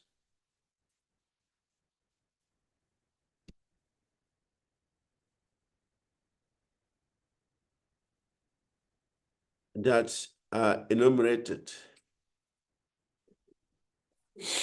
So the first principle, accepting the shelter of the bona fide spiritual master. Somebody wants to read this? Laura Shakti Prabhu.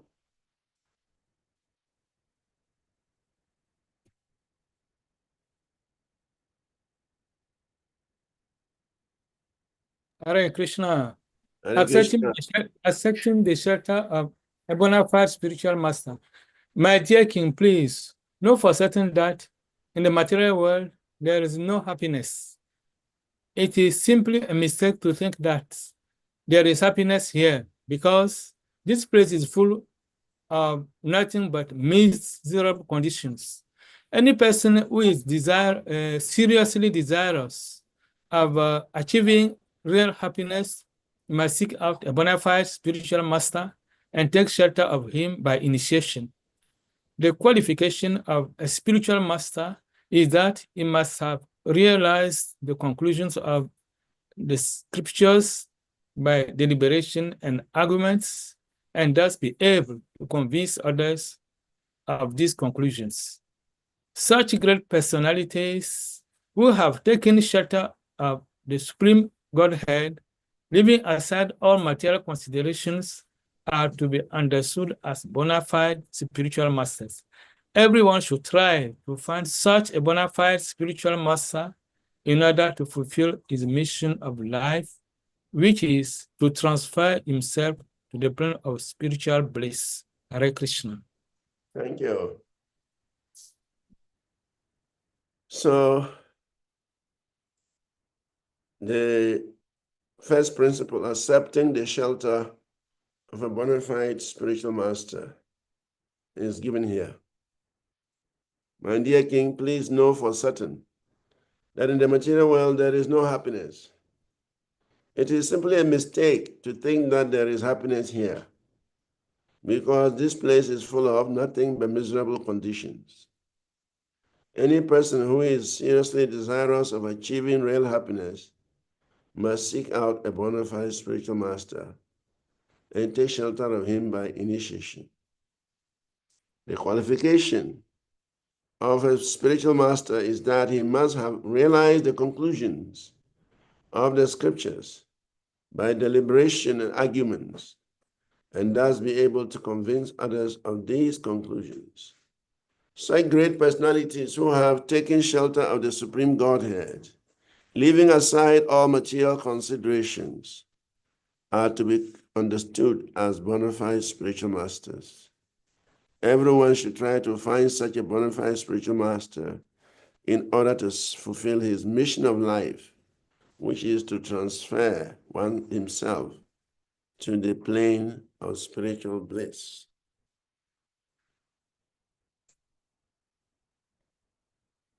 So who is a bona fide spiritual master?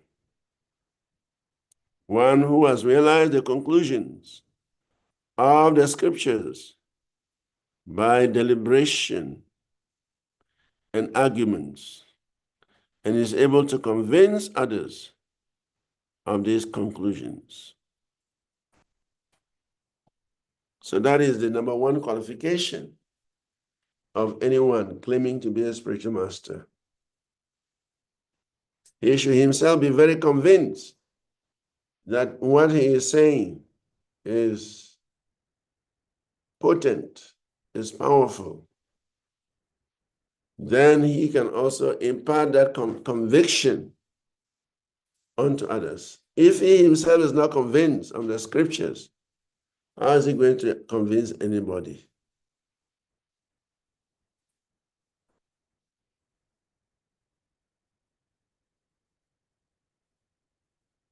So that is the qualifications of a bona fide spiritual master. Anyone who wants to make advancement must seek the association of such a bona fide spiritual master. Can somebody read the next one? The next slide. Hare Krishna Maharaj. Hare Krishna. Go ahead. Accepting initiation from the spiritual master and receive instruction from him. My dear king, a disciple has to accept the spiritual master not only as spiritual master, but also as the representative of the supreme personality of Godhead and the super soul. In other words,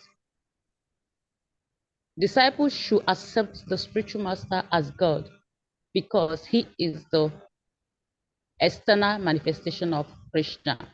This is confirmed in every scripture.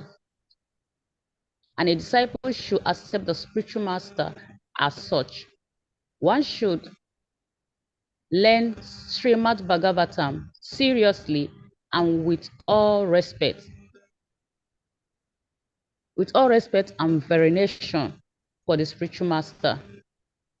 Hearing and speaking Srimad Bhagavatam is a religious process which elevates one to the platform of serving and loving the Supreme Personality of Godhead. Hare Krishna. Hare Krishna. Thank you. Sukadeva Goswami is telling King Parikshit, my dear king, a disciple has to accept the spiritual master not only as a spiritual master, but also as the representative of the Supreme Personality of Godhead and the Supersoul. In other words, the disciple should accept the spiritual master as God because he is the external manifestation of Krishna. This is confirmed in every scripture, and a disciple should accept the spiritual master as such. One should learn Srimad Bhagavatam seriously and with all respect and veneration from the spiritual master. Hearing and speaking Srimad Bhagavatam is the religious process which elevates one to the platform of serving and loving the Supreme Personality of Godhead. So, the first point here is that the spiritual master is the representative of the personality of Godhead and the Supersoul. And therefore, the disciple must accept that the spiritual master represents Krishna and represents the Supersoul. And therefore, the disciple wants to serve with all veneration so that by such service, he can become elevated. Without pleasing the spiritual master, one cannot make tangible progress.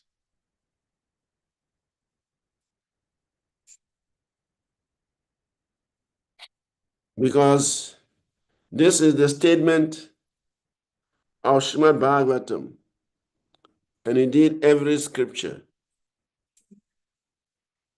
So therefore, hearing Srimad Bhagavatam, carrying out the orders of the spiritual master,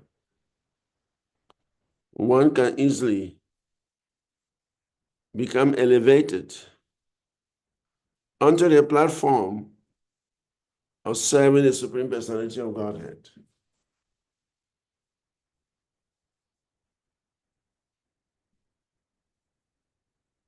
So that is the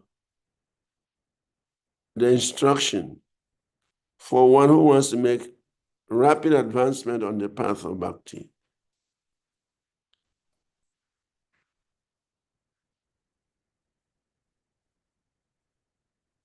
The next slide says, serving the spiritual master with faith and confidence. My dear Uddhava, the spiritual master must be accepted not only as my representative, but as my very self. He must never be considered on the same level with ordinary human being. One should never be envious of the spiritual master, as one may be envious of an ordinary man. The spiritual master should always be seen as the representative of the Supreme Personality of Godhead. And by serving the spiritual master, one is able to serve all demigods. So rendering service to the spiritual master is crucial because one is said to be the sum total of all the demigods.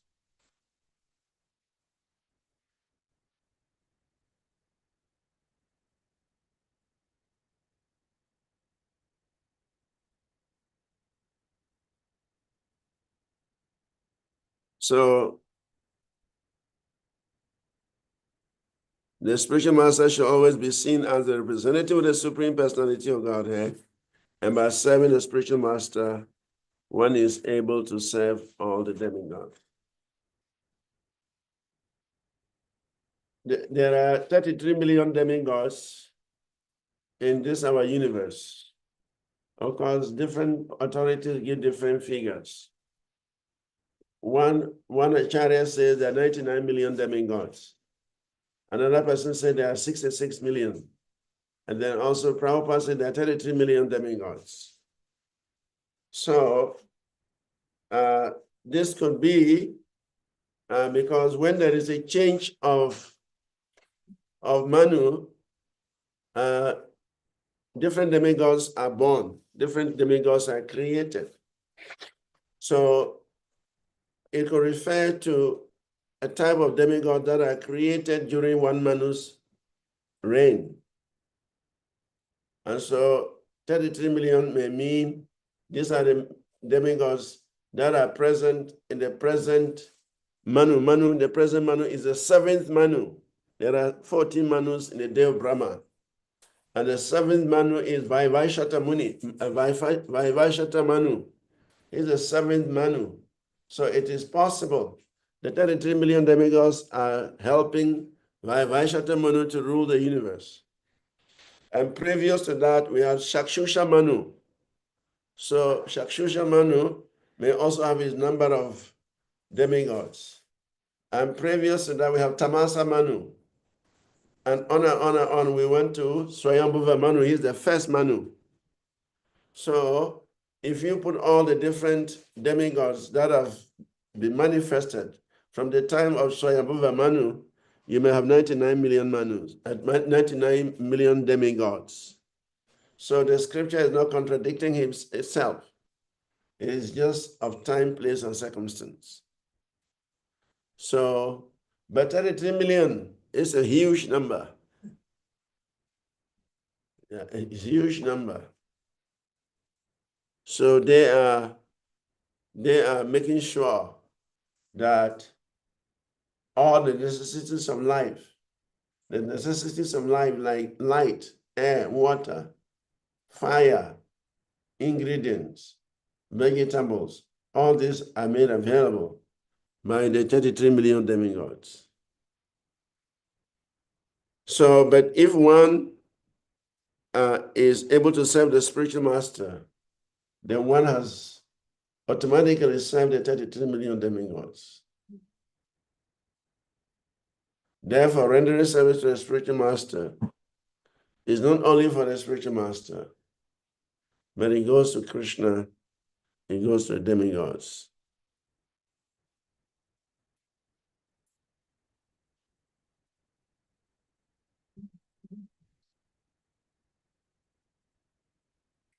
Following the footsteps of saintly persons, if someone wants to pose himself as a great devotee without following the authorities of the revealed scriptures, then his activities will never help him to make progress in devotional service.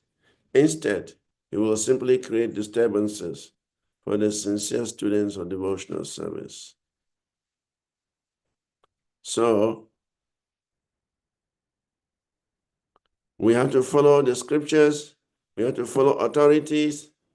Only then can we execute devotional service without creating any disturbance for anyone. But if we act whimsically, if we don't follow any authority, neither do we follow any scriptural injunction, then we are bound to concord. And when we concord our ideas, they become a source of disturbance to all living entities. In other words, a devotee should not speculate. A devotee should not create his own philosophy. A devotee should follow the laid down principles of Krishna consciousness. A devotee should study the Shastras very well and follow the instructions given therein. Then one can make progress in Krishna consciousness. So I think we'll end here. It is 9:30 according to my time, which should be 4 o'clock according to Ghana time, and 5 o'clock Nigerian time. So end here, and then next week Saturday, and let's see what happens. If I have some engagement, I'll let you know ahead of time. Otherwise, we'll continue so that we can try to finish up. We are still going to chapter 19. We are in chapter 9 now, but we still have 10 chapters to cover. So we still need more time to cover the rest of the Nectar of Devotion. So any comments or questions? It's getting late here in India, and I have to take rest. Hare Krishna Maharaj. Hare Krishna. Yes, I have 2 questions. Okay. What are your Yes. questions? Yes, the first one, you said that we are indebted to demigods and some other Yes, sir. persons, and okay, even Not all of it. some other living entities. So my question is to know whether we are still indebted to them when we are in devotional service, knowing well that okay, when we are indebted to someone and we don't pay the debt in this lifetime, so we are going to come back in the next lifetime to pay for it. Is this also going to be applied when we are in devotional service? The second question is to know about the dog who was delivered, who was given a special mercy by Chaitanya Mahaprabhu. It is to know whether when the dog went to the upper planets, okay, did he still conserve the dog body or the body change? Hare Krishna. Hare Krishna. So first of all, I'll answer the question concerning the dog. We take a particular body in this world based on our karma, but that is not our eternal form. Even we who are having human bodies, this is not our eternal form. Maybe in your eternal form, you are a calf in the Loka Vrindavan, but now you are walking around here as a human being. So when we go back to the spiritual sky, you become a calf. But there is no difference between the calf in Goloka Vrindavan and the cowhead boys or gopis in Goloka Vrindavan. Every soul has the opportunity to relish Krishna's sweetness. Whether you are a gopi, whether you are a cowhead boy, whether you are a mother, father, you are an insect, you are a tree, you would relish the same bliss of devotional service no matter the form you take. So that dog who was liberated, if in his eternal relationship with Krishna, his Siddhi Swarup or Swarup Siddhi, his eternal form, if he's a cowhead boy, if he's a a maidservant, if he's a friend of Krishna, if he's a servant of Krishna, then he will take that particular form and go back to the spiritual world. So the forms we see in this world are not eternal. They are temporary forms. Even our human forms are temporary. I think a few years ago, one devotee left the body, and then it was reported that he became a calf in Goloka Vrindavan. So that does not decrease his position. To be a calf of Krishna is a very exalted position. Krishna treats his cows just as he treats the cowherd boys and gopis. So in the spiritual world, whatever form of life we take is our perfection. Whether we take bodies as trees, as insects, as human beings, as birds, one experiences the blissful life of Krishna consciousness in whatever form one takes. So the form we have now is not the eternal form. The eternal form is the soul, and the soul we assume the status of service that we are eternally connected to Krishna with. So that dog, if he has a special relations with Krishna as a servant, as a cowherd boy, as whatever position, that is what he has achieved. It is narrated how fishes, Ramanuja Acharya was eating prashadam, and he threw the remnants of his prashadam into a nearby lake. And the fishes took that prashadam, and immediately everybody could see them turn into Vishnu forms. They took the form of Vishnu, and they are going back home, back to the spiritual world. Fishes. That's their original position. Also, in Puri, a crow was sleeping on a tree, and he fell into a very special lake underneath. And then people saw that crow turn into a Vishnu form, and he was going back home, back to Godhead. So these forms that we have in this material world are temporary. Our real forms are there. And so when we go back home, those are the forms we shall take. Okay? Now your first question is that once we're engaged in devotional service, are you still indebted to the demigods and to other living entities and to the forefathers and so on and so forth? Yes and no.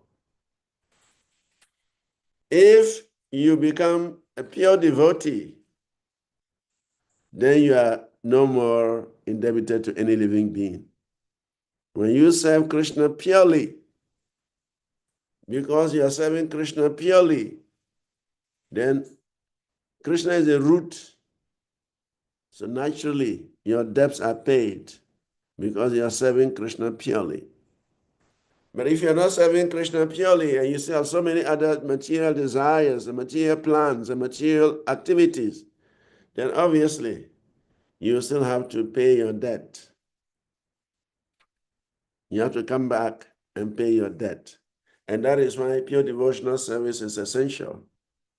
That's why Prabhupada is emphasizing that we should all perform pure devotional service so that we can be free from this big debt and go back home, back to Godhead. Is that okay, Prabhu? Yes, Ravi. Yes, Hare Krishna. Thank you very much. Hare Krishna. So we shall see on next week, Saturday. Hare Krishna. Have a wonderful week. Thank you. Hare Krishna.